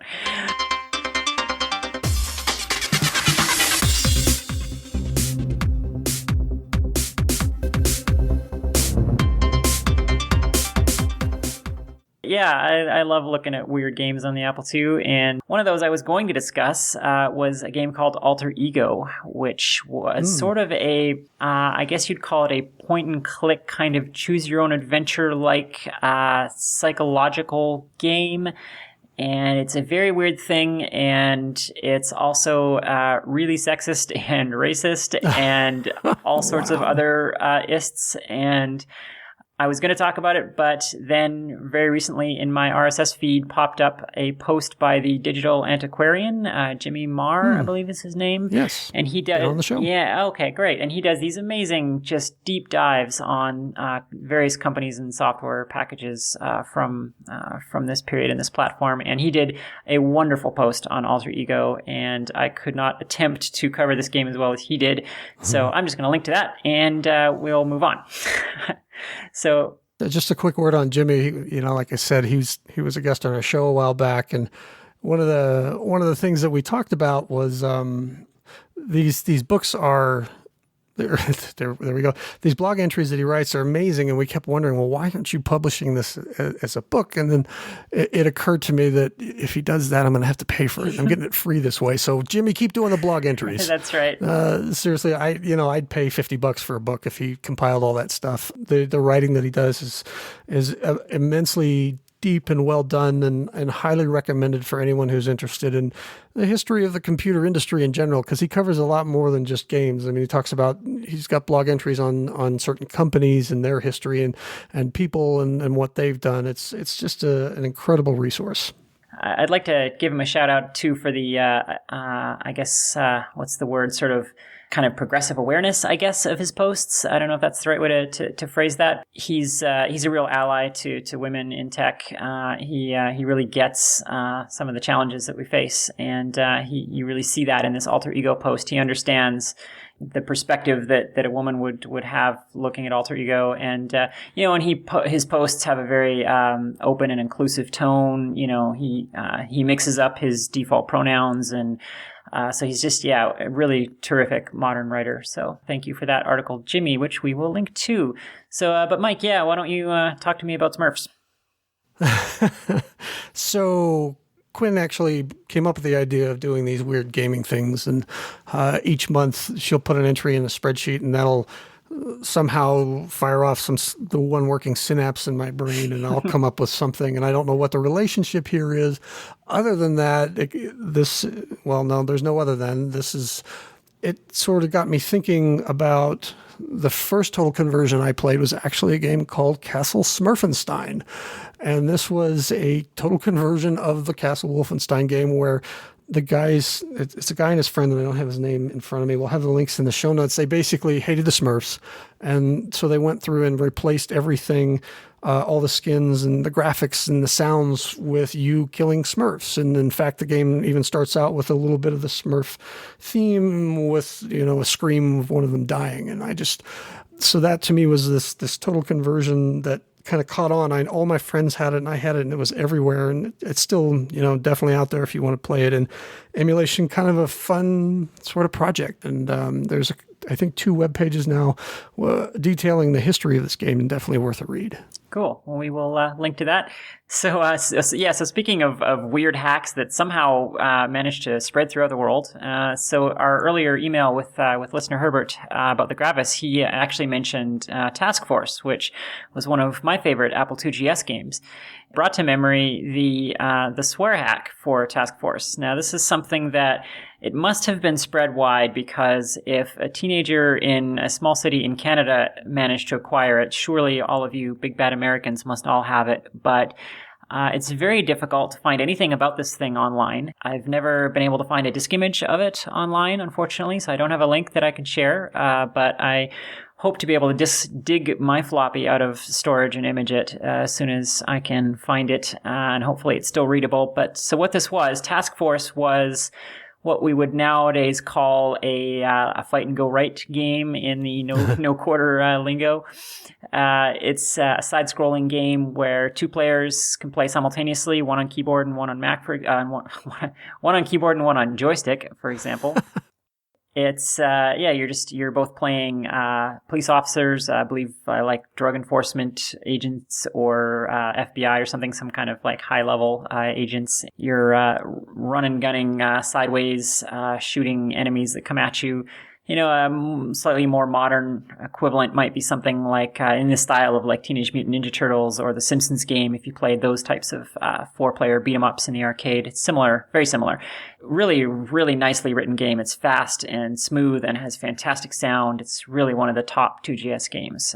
Definitely worth playing. It's in its original incarnation, and it's deep. There's a lot of levels. The cities, there's many different cities that you go to, and they all have different backgrounds and different weapons. The weapons are fantastic. There's lasers and missile launchers, and everything explodes, and the frame rate is great. So really a terrific game. But someone somewhere along the way took this game and hacked up all of the audio files. There's so as you're shooting these bad guys, they're yelling things at you and complaining and dying with various screams and things. And someone ripped all those out and replaced them all with naughty words. So the cops are swearing at the enemies and the bad guys are swearing back. And as a teenager, me and my friends all tittered with glee at all of these bad words that were coming out of our video game. And it's really it's definitely an adult version of the game. It's very strong language. It's paired with the violence that was already there in the game. It definitely makes for a very adult experience. And it's actually quite a lot of fun to play it that way. It's a bit like, watching, like it's sort of the equivalent of watching something like Walking Dead now, where it's, a very adult experience and sort of the level of grimness and language and visuals that are in it. It makes the game much more sort of intense, I guess, might be the word. So, I hope to be able to find this somewhere, or if listeners know of this and can reassure me that I'm not making this up. I definitely remember it. I remember waiting till my parents left so I could crank up the stereo and connect it to the GS and play this with my friends without gasps of horror coming from downstairs. Oh my goodness. So I don't suppose you've ever played this or seen this or? Never heard of it. I'd never heard of Task Force for the 2GS. So. Okay. So yeah, we can certainly link to gameplay of Task Force. There's videos of that online. The swear hack it seems to be a ghost. I've Googled and never found a single reference to it online, but it definitely exists, and I didn't make it, and nobody I knew made it. It came from a BBS, so it exists out there. Sounds like a horror movie title. It came from the BBS. Yeah, but at this point, I mean, the 2GS community, I feel like this is the equivalent of a snuff film. It's rumored and nobody believes it really exists, and few have seen it, and it's this passed secretly from hand to hand. It's sort of probably not quite as horrifying as a snuff film. Well, no, that's perhaps the wrong analogy to draw. Maybe an underground porn or something. I don't know. There you go. It's definitely underground porn. Yes, it's definitely adult, and it's definitely illicit, and it's definitely hard to find. So, whatever your preferred analogy for that is. So, and if you happen to locate it and you let us know, Quinn will be your best friend. That's right, I will. And now that we've made its presence known to more people, I'm sure it will become more available. I'm sure someone has it. Definitely, like I say, if a teenager in Canada had it, then someone out there in this community definitely has it. And just for whatever reason has either not been imaged or it's buried somewhere on Asimov with some obscure file name that you wouldn't guess, and right. So I just haven't been able to find it. But Googling has certainly not turned it up, and I can't find any gameplay video of it. So we will endeavor to fix that ourselves or find someone who has. And in the meantime, Ivan Drucker's been busy. He has indeed. So that's a smooth segue to our new-ish tech segment. Insert bumper music if we have it here. Ivan Drucker has indeed been busy, and so if you are not familiar with Ivan, he's of course probably best known for the A2 server and A2 cloud pair of software packages, which are lots of fun for getting your Apple IIs and your Raspberry Pis talking to each other and talking to the internet and so on. So Ivan has graced us with the privilege of announcing a new product on the show. He's just recently finished working on something called Magic GoTo.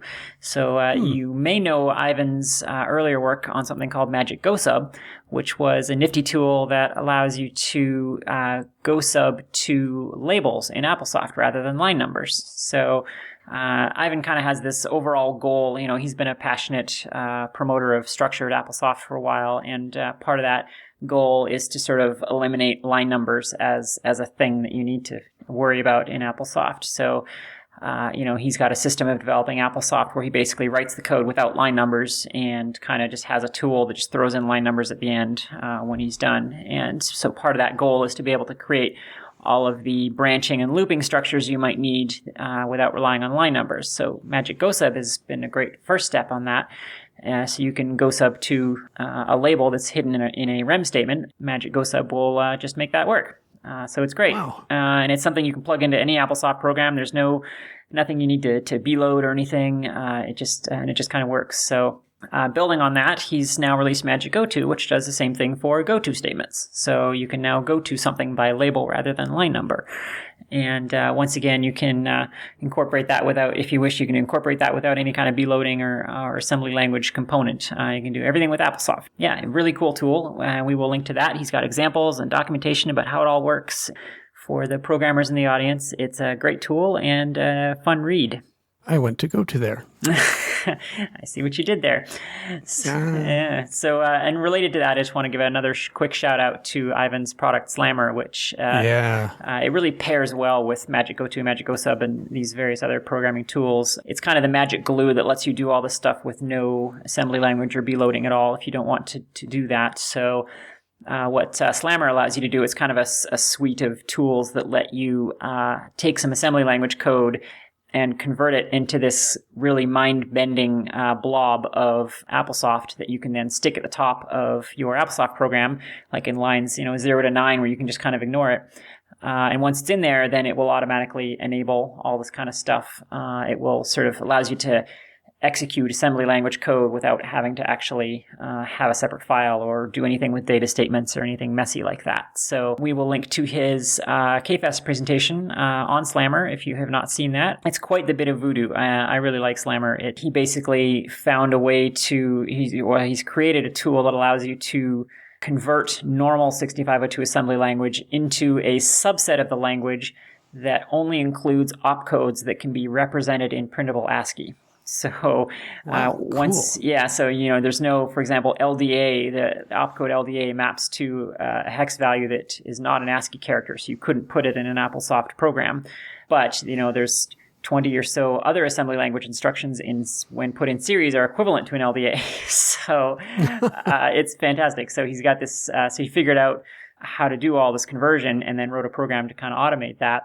Once you've done that, then you can stick this sort of string of gibberish at the top of your AppleSoft program, and it's all printable ASCII, so you can save it and load it and so on. Then AppleSoft can kind of be tricked into running this code as though it were assembly language, and because they're all valid, opcodes, it can be run that way. So I'm not doing it justice. It's a really nifty tool, and it pairs beautifully with Magic GoTo and Magic GoSub. So we will link to all of that. I think it's really awesome that people are still thinking about how to improve and update something as old and I guess what we would consider stayed as AppleSoft Basic, and that there's still new life to be had in this stuff. On the Apple III, when they released Business Basic, they did away with pokes and peeks. The idea was that you could write your assembly language code, stick it anywhere you want in memory, and as long as you gave it a name, you could invoke it from your basic program by this process called invocables. And it sounds very similar to kind of what Ivan's doing here by trying to not only sort of do away with some of the older crufty parts of AppleSoft, like, line numbers and things, but improving and building on the existing platform and in a way that's useful today for anyone who wants to code on the Apple II. what I like about Ivan's tools is that he doesn't use the normal extensibility points in AppleSoft. So, tribute to AppleSoft's original design, it's extensible in a couple of ways. The USR function and the ampersand are the two most common. Of course, the problem if you use those for your tool is that now you can't use that for anything else. So there's lots of great ampersand extensions to AppleSoft, but if you kind of have to pick one because you can only extend from that point once. So Ivan kind of avoids using that ever, and it's great. That means you can use his stuff in concert with any of your favorite ampersand graphics libraries or whatever that you might have for AppleSoft. So it's a real tribute to AppleSoft that even today, it's still, I think, most kind of Apple II hobbyists' go-to language for doing, little stuff aside from writing full-blown games. If you have a little hardware project, you want to talk to, for example, the roller coaster and rocket launcher that was shown at K-Fest this year. It's so easy awesome. It was awesome. And AppleSoft, has a great balance of high level structure, and access while retaining access to the hardware. You can still peek and poke and you can talk to the joystick port and all of that. So it's a great kind of high level, let's call it a mid-level language for interacting with the hardware. So, AppleSoft was an amazing design back then, and it still is. And Ivan is not the only one still thinking about how to improve the Apple II. In fact, Woz himself recently was exchanging emails with Mike Willegel. You probably know Mike's name from his Apple I registry. He's done he does those fantastic Apple I replicas, and so I don't know if those are not always on sale, but if they are, I highly recommend picking one up if you're an electronics hobbyist and you want to experience the Apple I. But he was exchanging, and he's been on the show with us, actually. So, friend of the show, he's been exchanging some emails with Woz recently. I forget what the topic was, but if Woz mentioned, I guess that he woke up, and the way he kind of put it was sort of funny. It reminded me of he's on safari in Brazil or something, and he had this fevered malaria dream and woke up, and the result of that was that he could, that he thought of a way to reduce the number of chips in the Apple II even more. Obviously, doesn't have malaria or anything like that, but it's funny that he still thinks and dreams about this stuff 38 years later.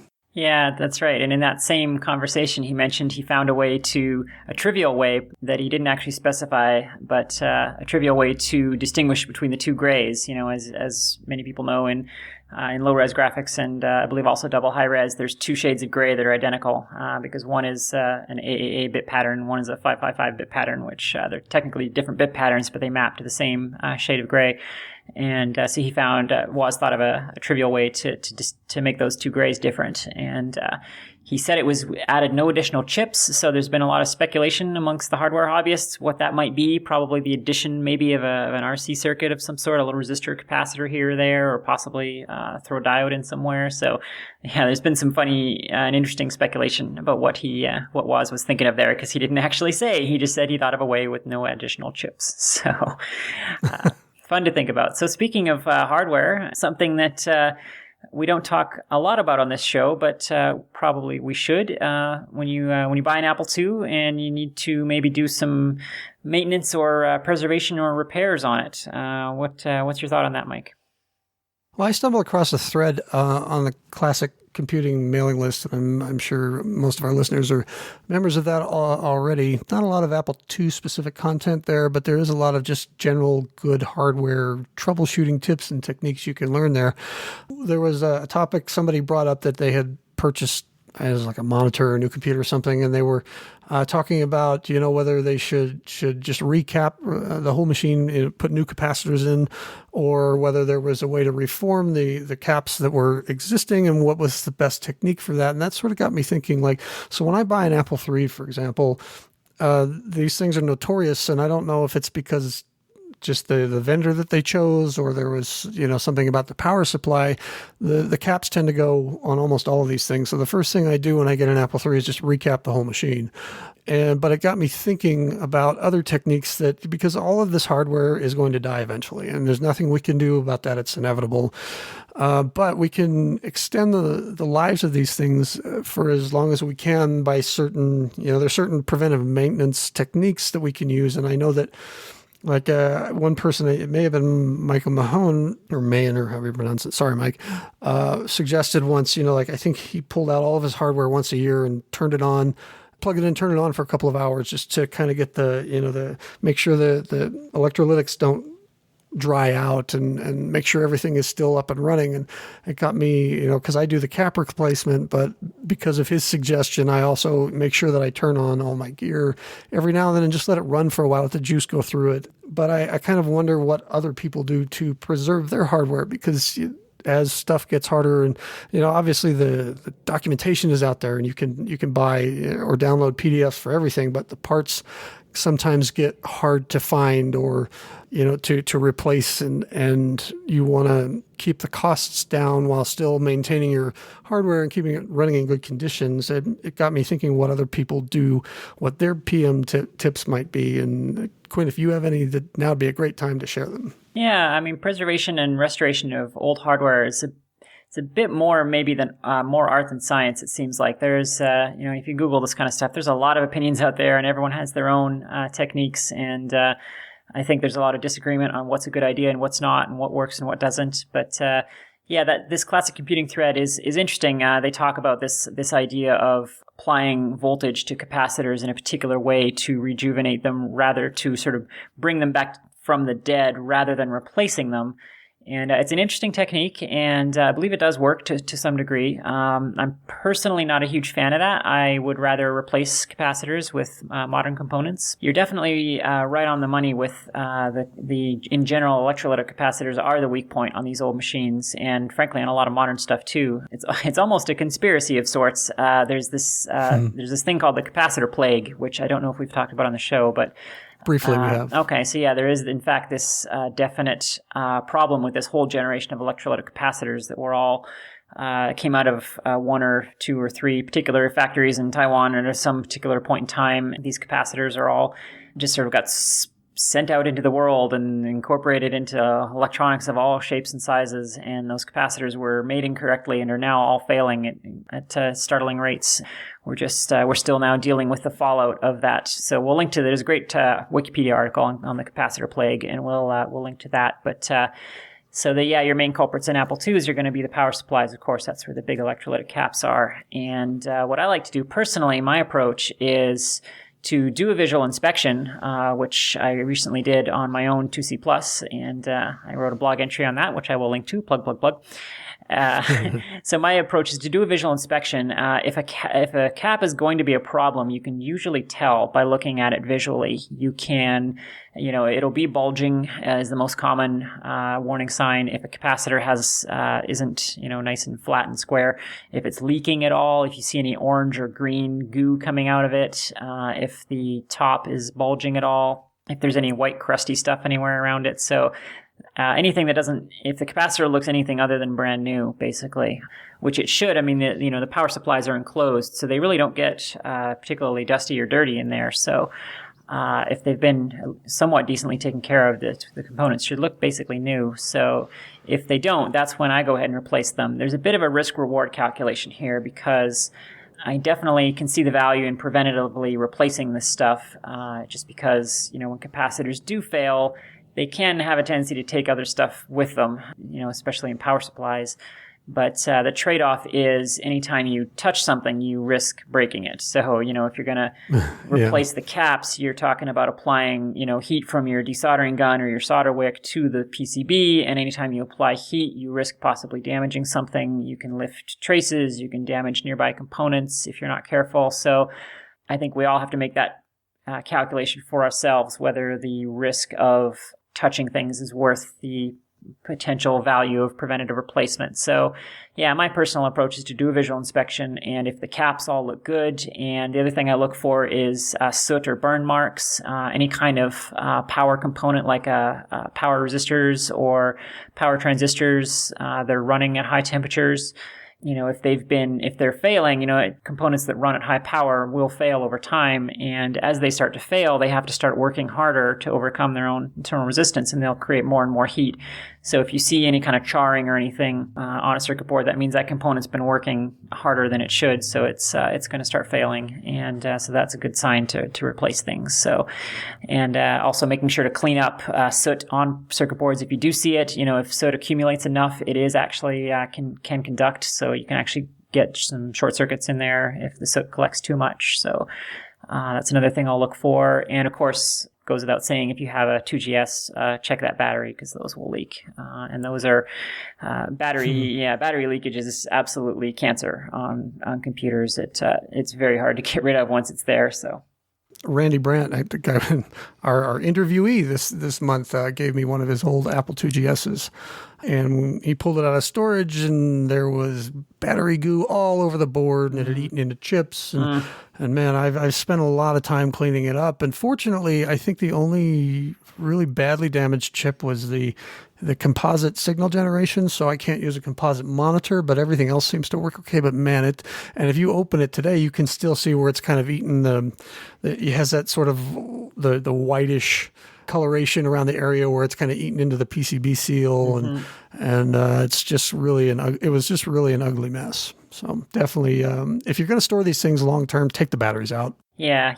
On the subject of preventative replacement, while I don't always do it on capacitors, the battery is absolutely a no-brainer. Even if it looks good, just cut that thing off. if it's not leaking now, it's 20 years old and it's going to leak soon. So, and that stuff really is it's cancer. So this infects old pinball machines as well, my other hobby, and I recently had to deal with that on a machine that I bought, the aforementioned Johnny Mnemonic, and it had battery leakage on the main system board. I cleaned it all up, replaced the batteries, and everything looked good. And a couple weeks later, I looked in there, and there was more crystals in the same area. So it's really like cancer. If you don't get all of the corrosion and the alkaline crystals out of there, they spread again. So it's nasty stuff. So you got to get it out of there. And those are all really great tips. Thank you, Quinn, for sharing those. And our listeners out there, if you guys have any techniques or tips that you have that you found that help you preserve your Apple IIs and keep them up and running, let us know. We'll be happy to share them on the show. I'm interested to hear about Michael Mahon's technique as well. I haven't actually heard that one about kind of powering it up to keep the capacitors juiced up or whatever. I'm honestly not familiar with that, and I'm interested to hear if other people do that. It makes a certain kind of sense. For example, with old cars, you definitely want to do that because cars are not meant to sit; they're meant to move. If you let them sit, then seals dry out and the oil runs out of the bearings and so on. So you always want to run your car every couple of weeks, even if you're not using it for the same reasons. So I wonder if it's the same with old computers. Yeah, it may not have been Michael. I'm pretty sure it was. Well, I'll find the link to that, and we'll share that. And I think that pretty much brings us to the end of another No Quarter podcast. Yeah, this is not No Quarter. This is Open Apple. Wow. I do that show so much more often than I do this one that my brain just goes, oh, No Quarter. That's what we're talking about. Sorry, folks. This is Open Apple, and Carrington's been a great host this month. I mean, Quinn has been a great host. Wow, you are so off of this show. But once again, please please keep doing all the editing. Yeah, seriously, everybody, thanks for listening and all the great feedback. And I definitely am having a great time doing the show, and it looks like people are enjoying what we're putting out. So we'll keep doing it. Continue to let us know what you think. You can email podcast@open-apple.net. And this was a long one. We had lots of fun news to talk about this month. And we had a great interview. Yeah, thanks again to Randy for joining us here in the studio. It was great to have him on the show.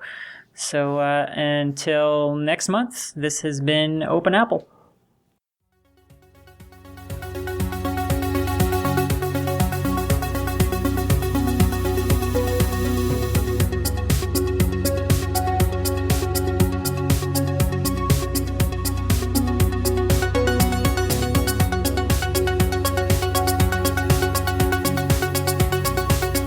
This has been the Open Apple Podcast. Find more episodes, read our blog, or send feedback by visiting us on the web at www.open-apple.net.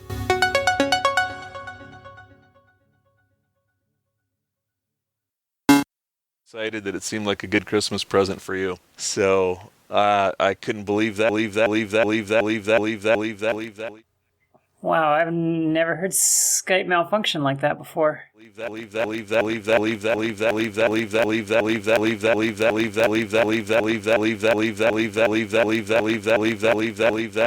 dead air brought to you by Skype.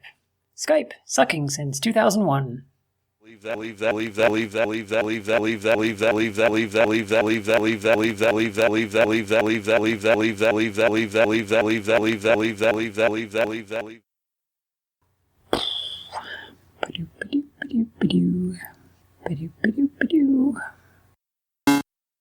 that was the original philosophy behind the cassette tape, the cassette input ports.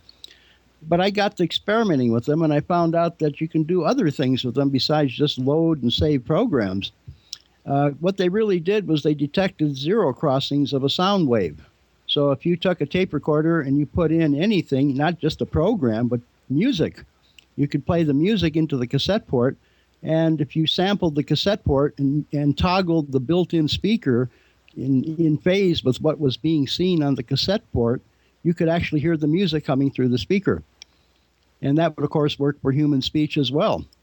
But instead of just merely reproducing it through the speaker, since it's a computer, you could actually store that information in memory and play it back later. And so that was the birth of Apple Talker. You could record your voice, restore it into the computer, and then play it back later through the built-in speaker. Well, I remember I was laying in bed 6 o'clock in the morning, and I was kind of half thinking about the computer. I don't know why. I guess I have weird thoughts at times. And I was laying in bed, and it suddenly occurred to me, hey, what happens if you take sound? You know, because all you're doing when you play a program is you're taking a tape, which the tape doesn't know if it's got a program on it or what. It's just storing sounds. And so I said, hey, what happens if you put some other sound in? What would happen? And I remember I was so excited, I got out of bed and rushed and wrote a little program to try it out, and it actually worked, and I was so excited. I'd been doing lots of stuff on the Apple, and of course, I guess Apple knew about what the stuff I was doing. In fact, I later found out from Jeff Raskin, who was working at Apple at the time, every time I'd send a new cassette tape up to Apple with one of my games, he said everybody would close down the entire engineering department and sit and play my game all afternoon. So they knew about me, but they never bothered contacting me. Well, one day I went up to the West Coast Computer Fair up in San Francisco. I was living in L.A. area at the time. And while I was up there, Atari, the game manufacturer, contacted me, and they wanted me to come for an interview. So I said, okay. So I went up and talked with them, and they showed me around the labs and everything. In fact, while I was walking through the lab, I noticed a cartridge sitting on one of the lab benches, and I walked over and looked at it and it said Apple Talker. And apparently they were experimenting with my Apple Talker technique also. Oh, cool. Anyway, make a long story short, they eventually made me a job offer, but I didn't want to leave JPL because I was working at JPL and I was happy there, so I turned them down. So about a week or two later, they come back and they offer me more money. So I said, well, I guess they must really want me badly. So I gave my notice to JPL and accepted the offer that Atari offered me. 3 days later, I got a phone call from Apple, and they said they wanted to talk to me. Mm-hmm. And I said, well, I've already accepted a job offer from somebody else. And they said, yeah, we know all about it, but we want to talk to you anyway. So they flew me up, and that's when I talked with Woz and Mike Markula, the president of the company, Tom Whitney, the executive vice president, and the four of us sat around all Saturday afternoon. And they were answering anything I wanted to know. They held no secrets back, any question I asked, they gave me answers to. And they wanted me to come work for them, and so they topped Atari's offer, the second offer from Atari.